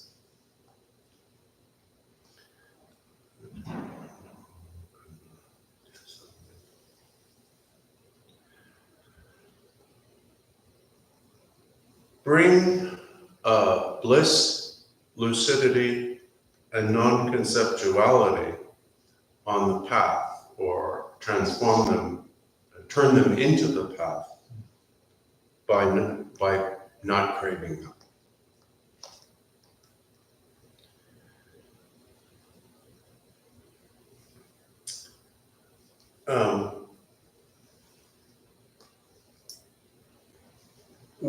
When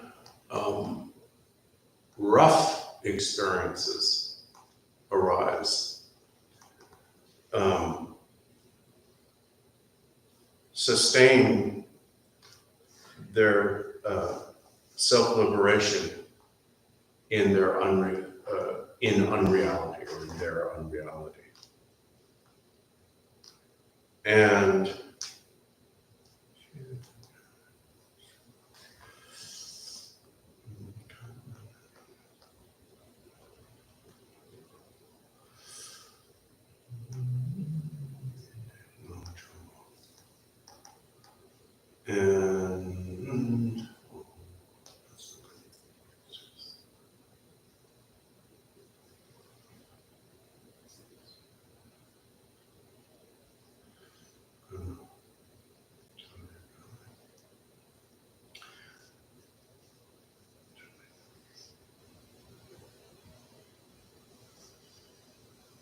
terma kare, zawa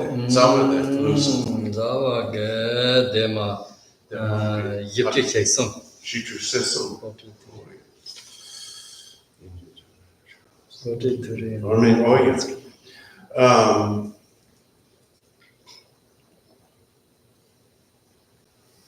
And all neutral experiences, let them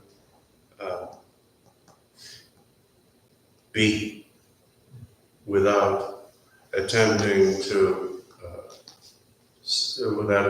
stop them or add to them.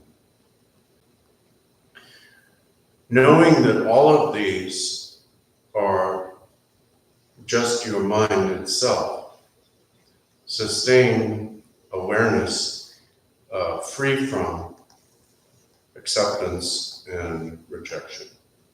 Okay.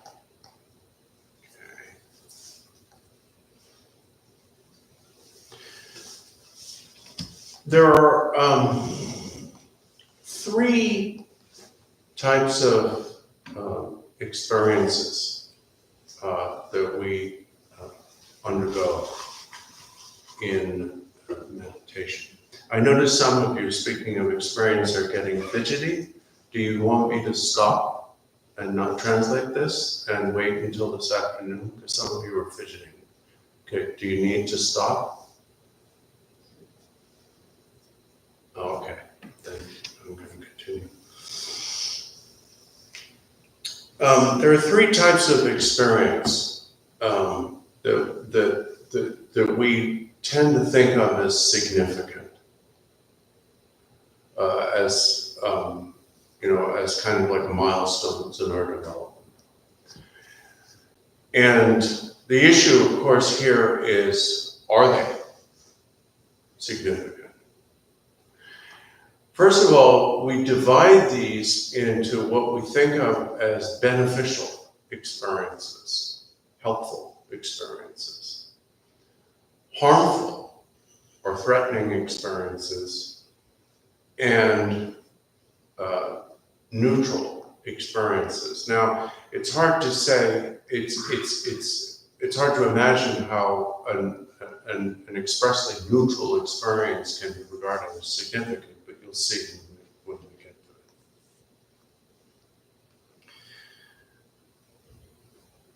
it. When we meditate,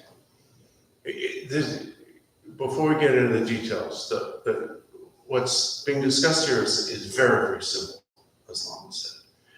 When we meditate, we're doing something we've never done before with our minds.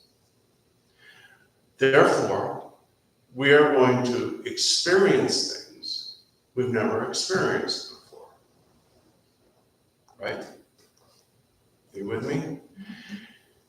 The problem is this. when we experience something we haven't experienced before, we are apt to mistake it for some kind of goal in and of itself. And in egregious cases, of course, the mistake can be hilarious. Like when someone experiences a little bit of tranquility and think they've achieved Buddhahood. But we all do it to some extent. And it doesn't mean that we're stupid. We do it, it's natural. You've experienced something you've never experienced before, and you've read about all of these attainments, so you think maybe that's what this is. So therefore, this has to be discussed. We can't ignore this. This is an issue. So what are the sorts of experiences that we might have as beginners? Now, beginner, don't forget, beginner is anyone who has not yet achieved the path of seeing. So, and who's not a bodhisattva yet. Because at that point, experiences are no longer relevant. But, so anyone who still experiences something, and to know whether something is an experience or not is very simple. Do you experience it? If you experience it, it's an experience. And it's not going to last. It is impossible that anything you can experience could last, because it is a result of causes and conditions.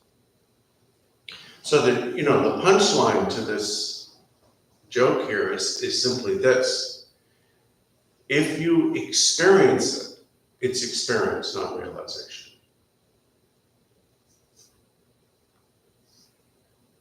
It's very simple. The problem is that a new experience can be overwhelming, fascinating. So what are the sorts of things you might experience? You might experience your body disappearing. So you're meditating and all of a sudden your body's not there. And so Lama said, for example, let's say up to that point you had a backache. Your body's disappeared, no backache. No headache, no pain in your knees, nothing. Everything's gone. Your body has disappeared. And it feels really, really good to not have a body. All that pain, all of that suffering is gone. And your mind becomes submerged in bliss, blissful well-being. Relief is maybe a better word here in English. That doesn't mean anything. That's what's called the transitory experience of bliss. And it's a natural side effect of tranquility meditation. So when you experience that, it means that you're still just doing tranquility, whatever you may call it. And then the second type of experience that we tend to think of as good and important is lucidity. And this is tricky for us because, remember, as Lama said, that we do emphasize the innate lucidity of awareness. But there is a distinction here that needs to be made between innate lucidity, the natural lucidity of awareness, and events of sporadic lucidity. And in meditation, you could actually see the entire universe. The text says the three realms, but you don't believe in the three realms. I know. So we'll say the universe, because you believe in the universe. And I'm done pounding my head against that brick wall. I'm done with that. Oh, too old. After 43 years of translation, no more brick walls. So we'll call it the universe, okay? you could see the entire universe, not just the Milky Way galaxy, but all the billion galaxies. You might see all of it all at once. Really? And you'd be very impressed. You know, you'd think, oh my God, I'm God. Right? You would think that. If you saw the entire universe, there are two kinds of people. There's people who would think they're God, and there's liars. You think you were God, but you're not. It actually, you know what it means? I told you this joke wasn't funny. It means shit, nothing, zero, bupkis, nothing, totally meaningless. Why does it arise? Because your mind has the capacity for lucidity. So you might think you're God. Big deal. And then you could have an experience of non-conceptuality. And this is not merely, Lama made this distinction, this is not merely that experience of blankness that is really the undercurrent. This is way beyond that. This is an experience where you experience emptiness. He uses the correct word, emptiness. Unlimited emptiness, beyond center and fringe.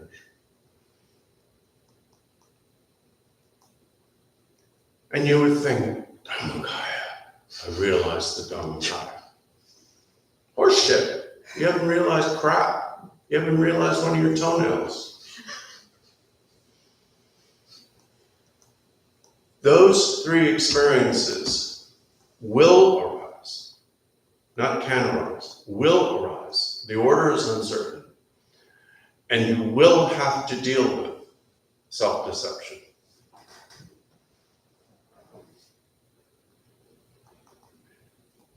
Now think about it.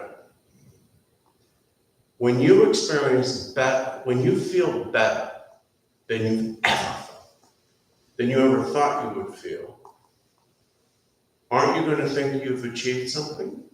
Because you're trying to feel better, right? That's why you're doing this, really. When your mind becomes so clear that you see the universe and you think you're God, you're going to think that's something because you've read about the lucidity of awareness in all the books you bought on Amazon. And when you experience emptiness without limit and the oneness of everything, and you can apply all the Dzogchen terminology to it you want, you're going to think that you've realized the Dhammakaya. You are. We need to talk about this so that these things are going to happen. And we need to recognize them. Even more tempting to make a big deal out of are when you actually develop the textbook virtues extolled in all the teachings. You experience nausea for samsara, and you know that's good because you chanted it in the lineage supplication. Nausea. We translate it, we fudge it because we don't have guts, but it actually says nausea is the root of meditation. Or great devotion. We're told that devotion is important, right? So if I feel devotion, I'm a good little boy, right? Compassion. All these things are important. And they're not superficial. These things arise from your depths. And you think, this is amazing.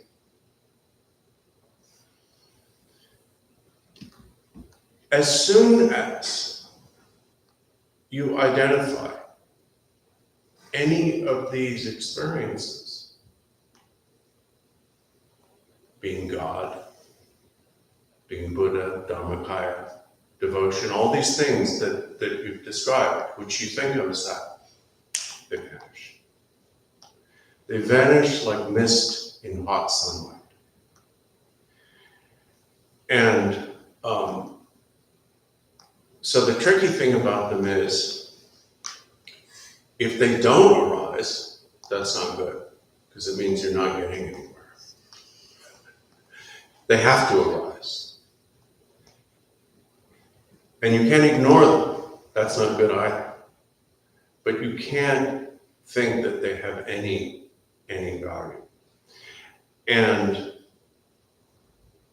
the traditional analogy, which is used here by Jamgon Kongtrul Lodro Thaye, is like the difference between the blue of mist and the blue of the sky.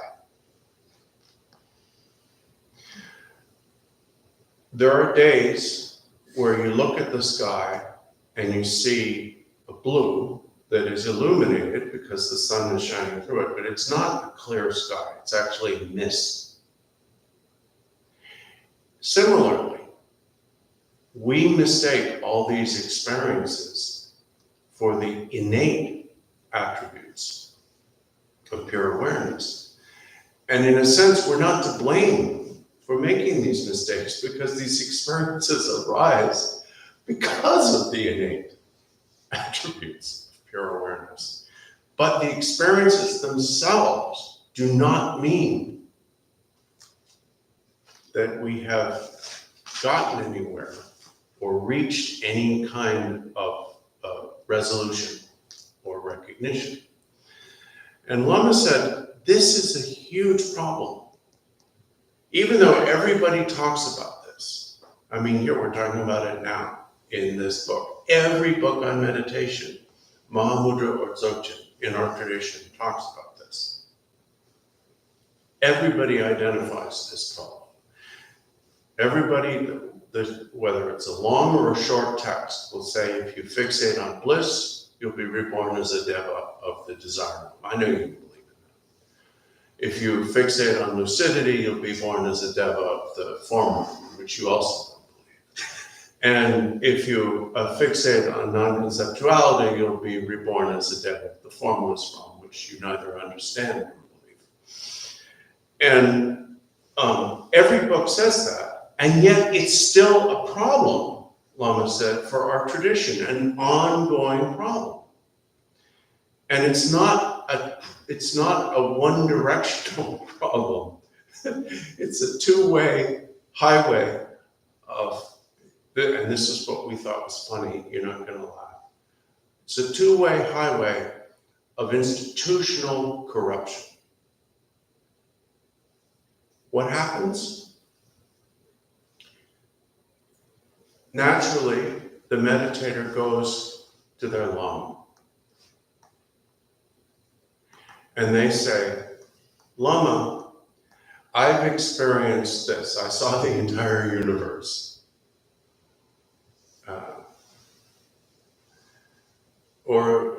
And I think I've realized one of the bodhisattva levels, depending on what they've read and what, you know. And then the Lama,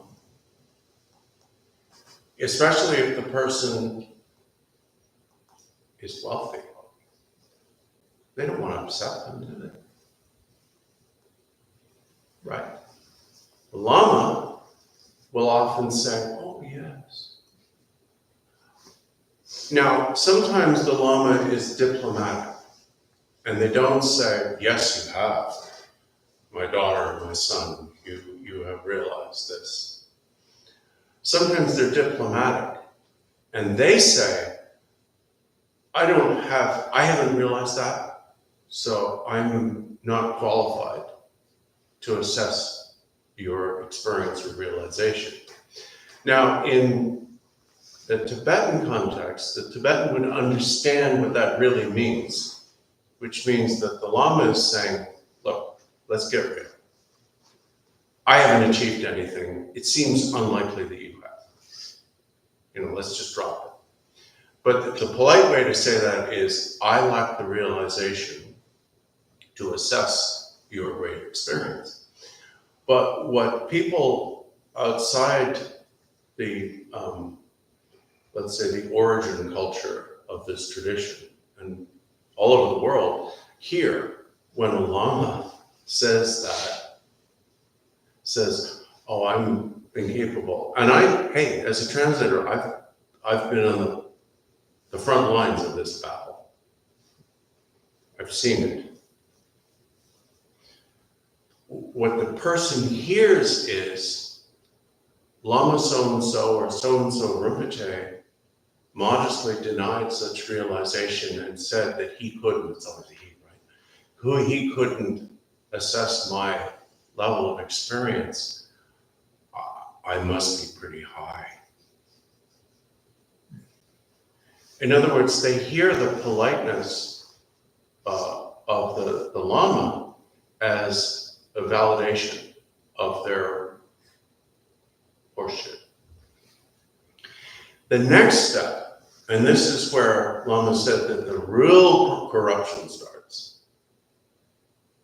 The next step is that the student, now believing they've been validated by the Lama, goes back to the Lama for another interview. Why wouldn't you want to have another interview with somebody who tells you, who implies that you've achieved the 10th booming? Goes back for another interview and says, the fact that you have denied having any realization proves that you have realized Dzogchen. Lama, you must be perfect. I know you're denying. It says in all the books, the real ones will deny it, right? So then they've read the books, they know how to use Amazon. So then they say to the Lama, oh, you must have perfect realization, Lama, you're realized. At that point, the Lama cracks. The Lama cracks.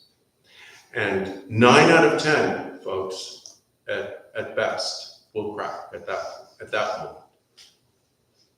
Because they can't be honest, because they've already blocked that door when they said, well, I'm unable to comment. Now they're in a position, so they crack, Lama said, and they say, yes, I've realized Dzogchen. You've recognized it, but let it be our secret, and so on and so forth. This is the problem, and you heard me say it to him, which we call believing your press. He said that what's happening here, the two-way highway of corruption, is that first, the Lama corrupts the student by not calling them on their shit, by not being confrontational and saying, it's just an experience. Don't make a big deal out of it. You know? Don't think you're special. This is normal.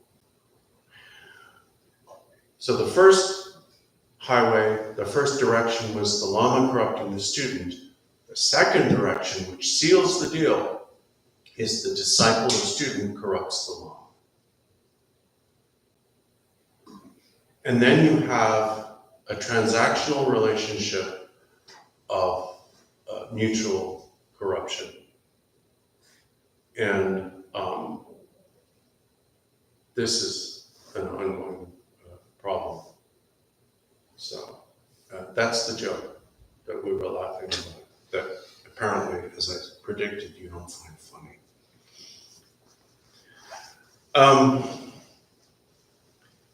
So the reason why this has to be talked about is because we are going to experience this stuff. And then Lama said, and this is also why I'm not nice. He says, you say to me, he says, you come to me and you compliment me and you say, Lama Tratop, you're this and that, and wonderful. And then I say, stop, or I walk away. And you say, what's wrong with you? I'm just saying nice things to you. What's wrong with you? He said in English. You say, what's wrong with you, Lama Tratop? And he said, there's nothing wrong with me. I'm just trying not to be corrupt. Because if you compliment me and I accept the compliment, even tacitly, even passively, I am letting you corrupt me. And that is the gravest abnegation of my most sacred responsibility. I'm supposed to be protecting you from samsara, and then I not only fail to do that, but then I let you corrupt me so that I'm no use to you whatsoever. That's not nice, he said. And then again, we laughed. And you're not laughing. Big surprise, I warned you. Okay, let's go on. So, how do you avoid this, since we are going to experience these things?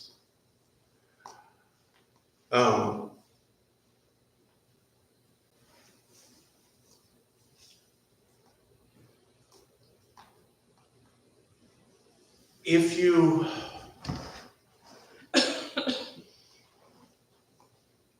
accept doesn't mean a better word would be invest in. If you invest in the experience,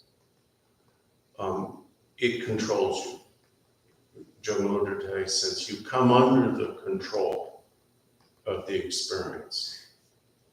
It's like becoming an addict to a substance. And Lama commented at this point, he said, that's the experience is the Mara at that point. You are under the control of the Mara of meditation experience. If you are frightened of it, if you reject it, then it owns you again. Because then the experience to somewhat anthropomorphize becomes like somebody who knows they can piss you off. You're not impervious. You're allowing yourself to become victimized, in either case, by your own meditation experience. So the solution is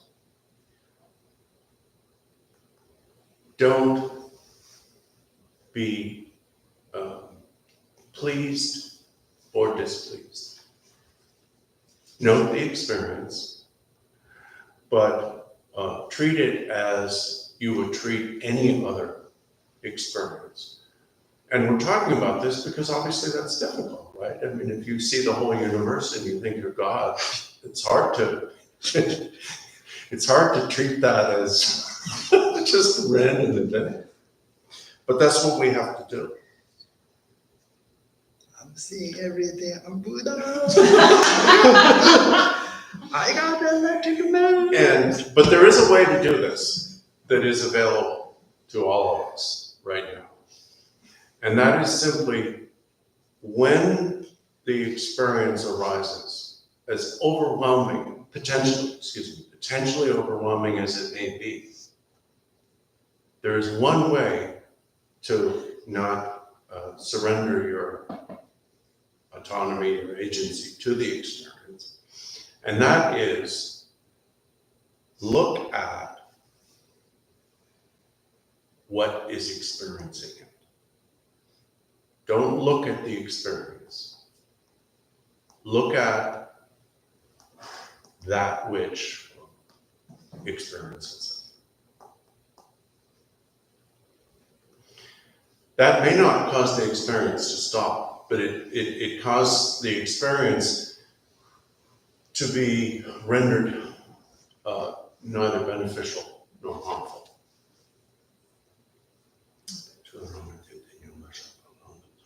And that actually will bring it, then the experience becomes part of the path. So that's about positive experiences. And then the other type of experience, the second type of experience is what in Tibetan is called rough experiences. And it's different from the experience of agitation per se. This sometimes gets sometimes if you describe the experience of agitation, which was described earlier, the lamas will misdiagnose it as subnyam, as the experience of roughness. But the experience of roughness is different, as described here, because what Guru Rinpoche and Jamgon Kongtrul Lodro and Lama are talking about here it's a little bit of a bigger deal. It's something that you don't think of as, you would tend to think of it as not a normal psychological state, but as something significant. So that can be sudden physical pain or sickness, a sudden psychosis. It would have to be the level of psychosis to be tsubnyam. If it's just anxiety, that's just back what we were talking about earlier. But to be true tsubnyam, it would be like where you actually think you're losing your sanity, and you might be. And a kind of meditative narcolepsy. There's a disease, I forgot what it's called, where you can fall asleep at any moment without warning. We knew someone that. What? It's narcolepsy. Is it narcolepsy? Okay. Yeah. Anyway, so medical narcolepsy is not particularly associated, as far as I know, with meditation, but there's also meditation-induced narcolepsy. And that is, we talk about it in this tradition. It's also especially emphasized in certain other branches of the Tibetan tradition because it's a problem, obviously, and is more than just drowsiness. You know, you just like drop. So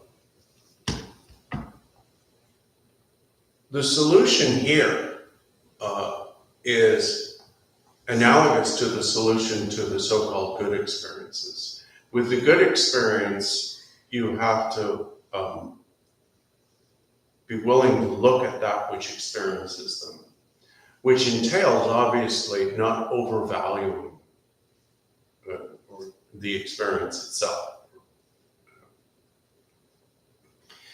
Here, the analogous solution is not chickening out, not allowing yourself to be intimidated. So, in that sense, that's why they say that tsubnyam are actually less of a problem than pleasant experiences. For one thing, when you have tsubnyam, when you have these experiences of roughness, like psychosis, narcolepsy, extreme physical pain, and so on, brought on by meditation, not with physical causes, you don't think you're Buddha or God. But you're apt to be terrified. So the solution here is, it's just an experience.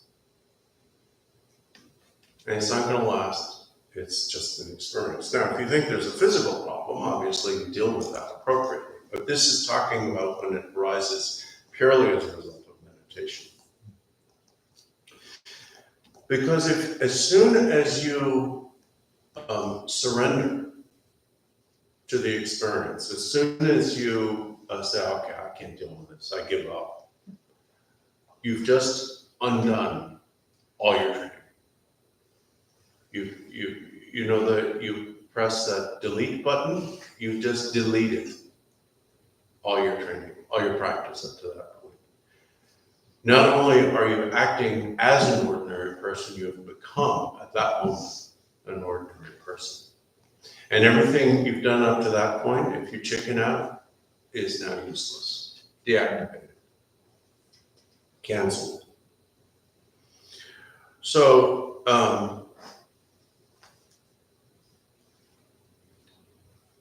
in both cases, it's important to recognize that everything is unreal. Anything you experience in meditation is unreal. It's not real. For example, Lama said, if you seem to see the entire universe, it could be very, very convincing. But you should be able to rationally prove to yourself that you're not, in fact, seeing the entire universe all at once.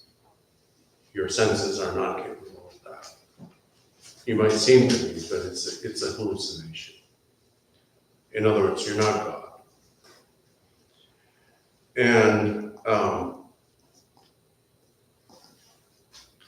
And again, with the unpleasant experiences, as you did with the pleasant ones, the impressive ones, rather than focusing on the experience, look at that which experiences it, do the same thing here. So there are two steps in dealing with the unpleasant experiences. The first step is not to wimp out, not to be intimidated by the experience. And the second is, instead of looking at the experience, look at that which experiences. And that will cause, and Lama emphasized this point, that will bring far more benefit than the positive experiences. When you undergo a strongly negative meditation experience and are able to not wimp out, but to actually look at that which experiences it, if you're able to do that, the progress you make in that moment is real. That's tremendous, because you are experiencing the self-liberation of something that was until then highly disturbing. And that will strongly, it's still an experience, it's not realization, but that will strongly demonstrate to you the non-existence and unreality of everything. So that's why they say, don't beware of negative experiences in meditation. Welcome them. Hope for them. You don't really want to hope for them, they're just being opposite. Beware of positive experiences. If you want to fear something, fear those. Actually, you need to not hope and fear for either, but it's just making a point of exaggeration. The negative experiences are excellent. And Lama said at this point, it all works that way. You know, people say, is this a deity or just a god? Well, if you believe that the deity, even if the deity is a wisdom deity, if you think of it as a god, it's a god.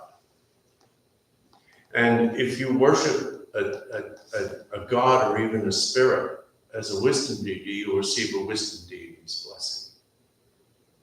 You can turn gods into demons and demons into gods. This is how to take bad luck and misfortune as ultimate auspiciousness.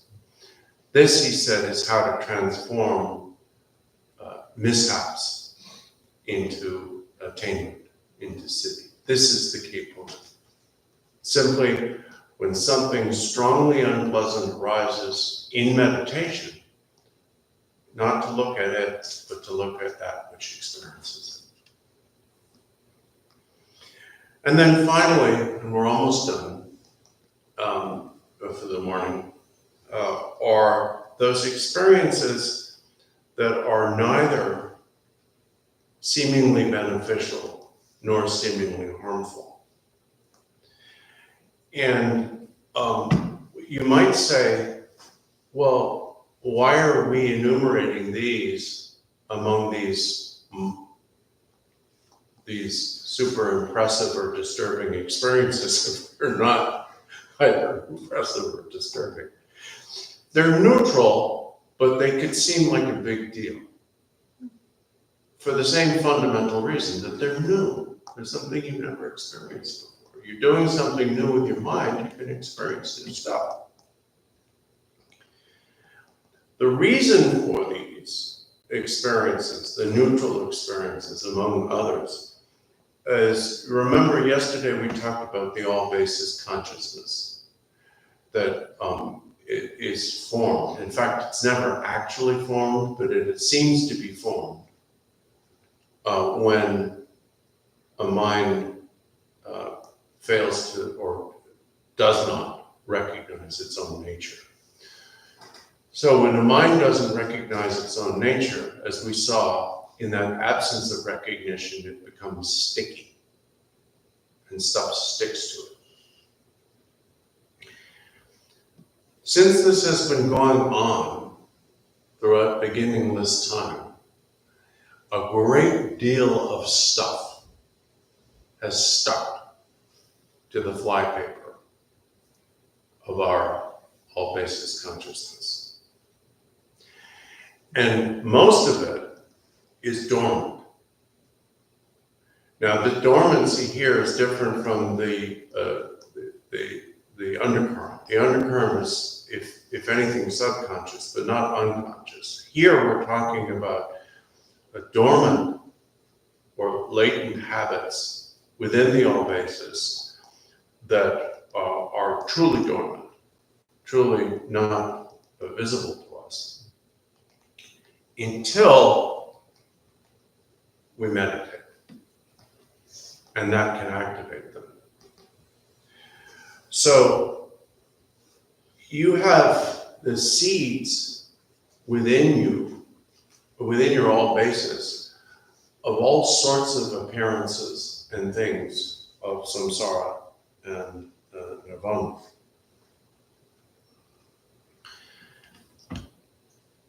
When you meditate, you are, whether you're imagining them or not, you are actually working with the channels, energy, and essences within your body. Now, this term essences is very confusing to Westerners, so I'll give some synonyms that come from eminent masters who were actually bilingual. One eminent master, and I'm not going to name names, says it basically refers to something like DNA. But it also refers to neurotransmitters and other chemicals. Those are what we call essences. That means a lot. Not so killing back.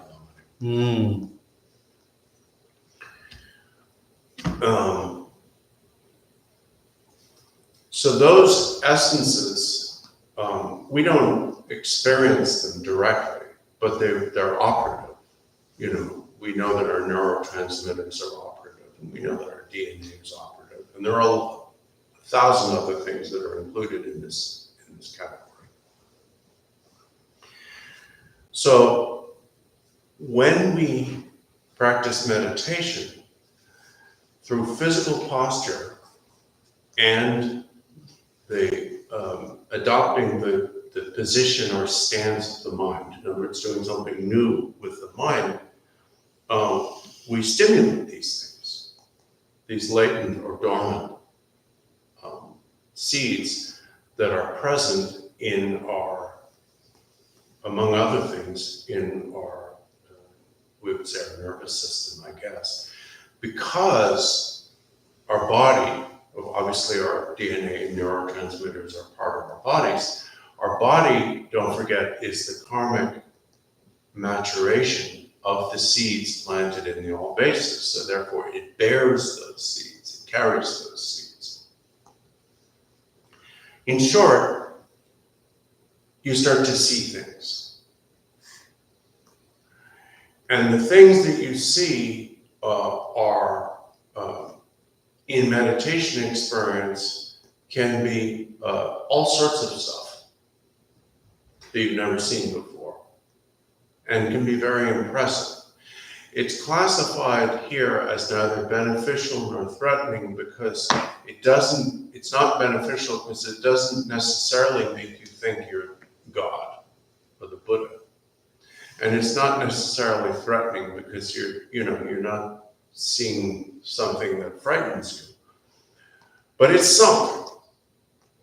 It's an event. So what do you do with those? Well, first of all, if you get interested in these things you see, you turn them into marks.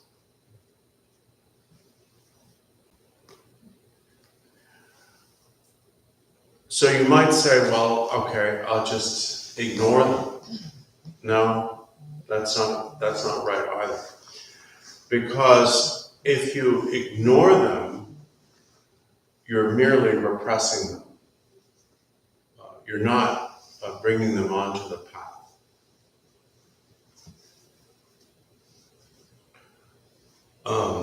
So it sounds like you're in between a rock and a hard place at this point.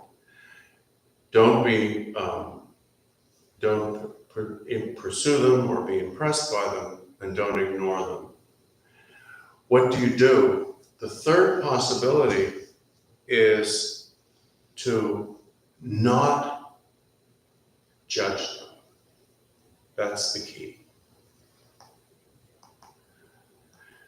When we get interested in something we see, that involves a judgment on our part.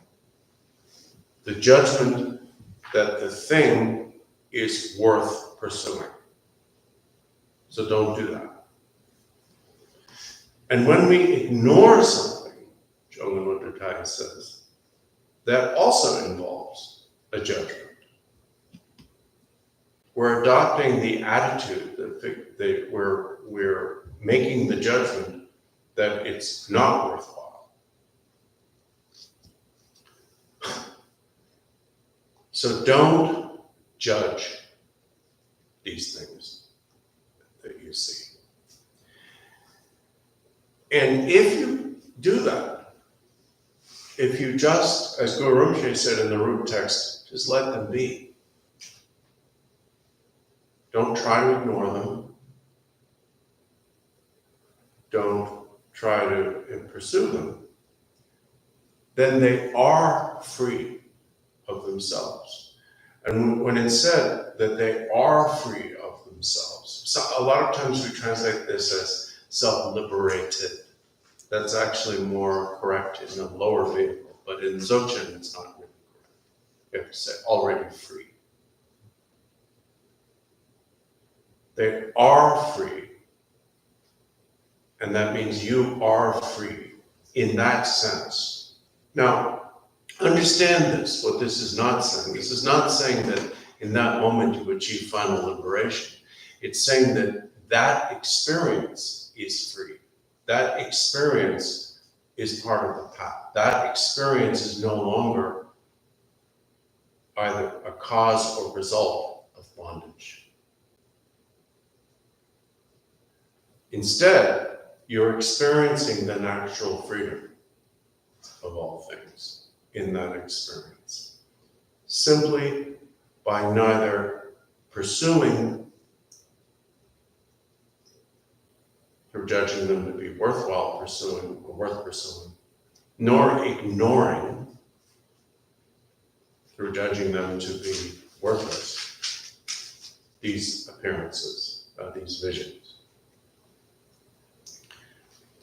That, and that alone, brings them to the path.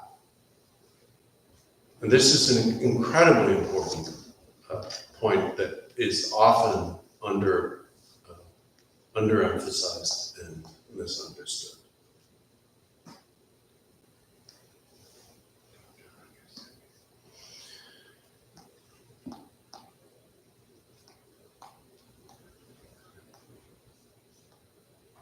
Regardless of which of these possible impasses you are facing, whether it's physical illness, apparent maras, or impasses or seeming dead ends in your meditation, whether beneficial, seemingly harmful, or seemingly neutral but curious. Regardless of whichever of these you are facing, one thing is absolutely certain.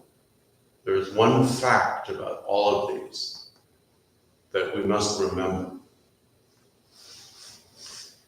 And that is that they cannot possibly be anything other than the apparition of your mind itself.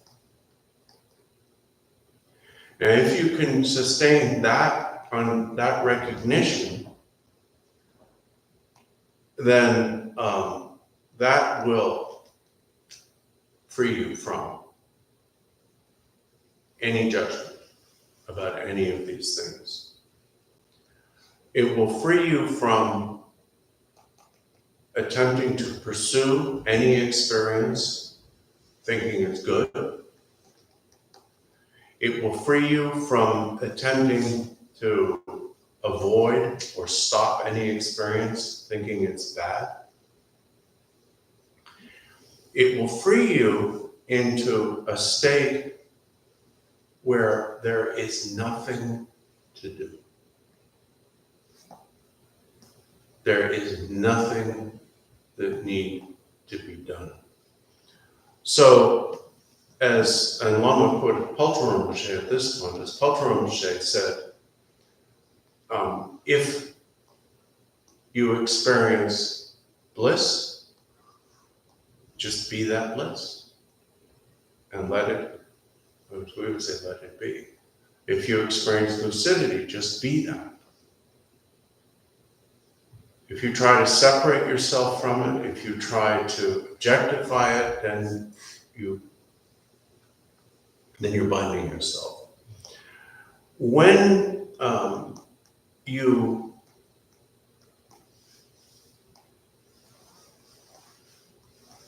we stop doing anything about these experiences, these impasses,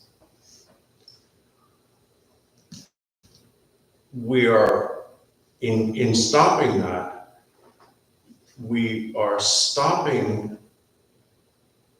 our endless or continuous attempt to fabricate. Now, fabrication may sound like a problem unique to those who are involved with spirituality, but actually fabrication is the cause of samsara. Samsara is fabrication. So by learning to stop fabricating,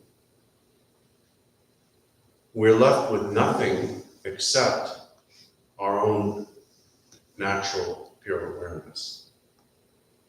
There are only two ways to go. You can you can go with that which is natural, or you can fabricate. There's no third option here. Which means if you're not doing the one, you are doing the other. So if you stop all fabrication, that alone places you in a state where you're sustaining natural awareness. And at that point, the particular attributes of what was previously an apparent impasse, including meditation experience, no longer matter. Because even defects at that point become positive attributes. In other words, at that point, it is not neutral.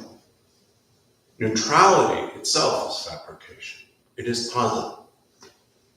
Because that which is natural is positive, not neutral.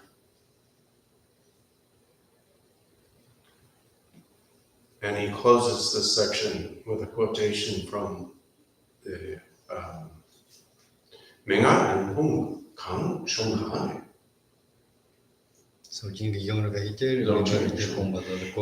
He quotes from a text that Lama says we can infer from the context and the content of the quotation that this is some text of Dzogchen Upadesha, practical instruction. But it's called Rinpong, which probably means pile of jewels. But so we don't know which text it is.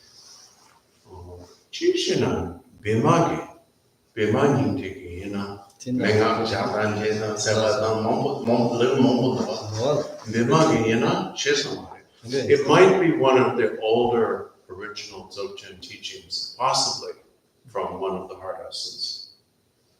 Let me just, but anyway, it says,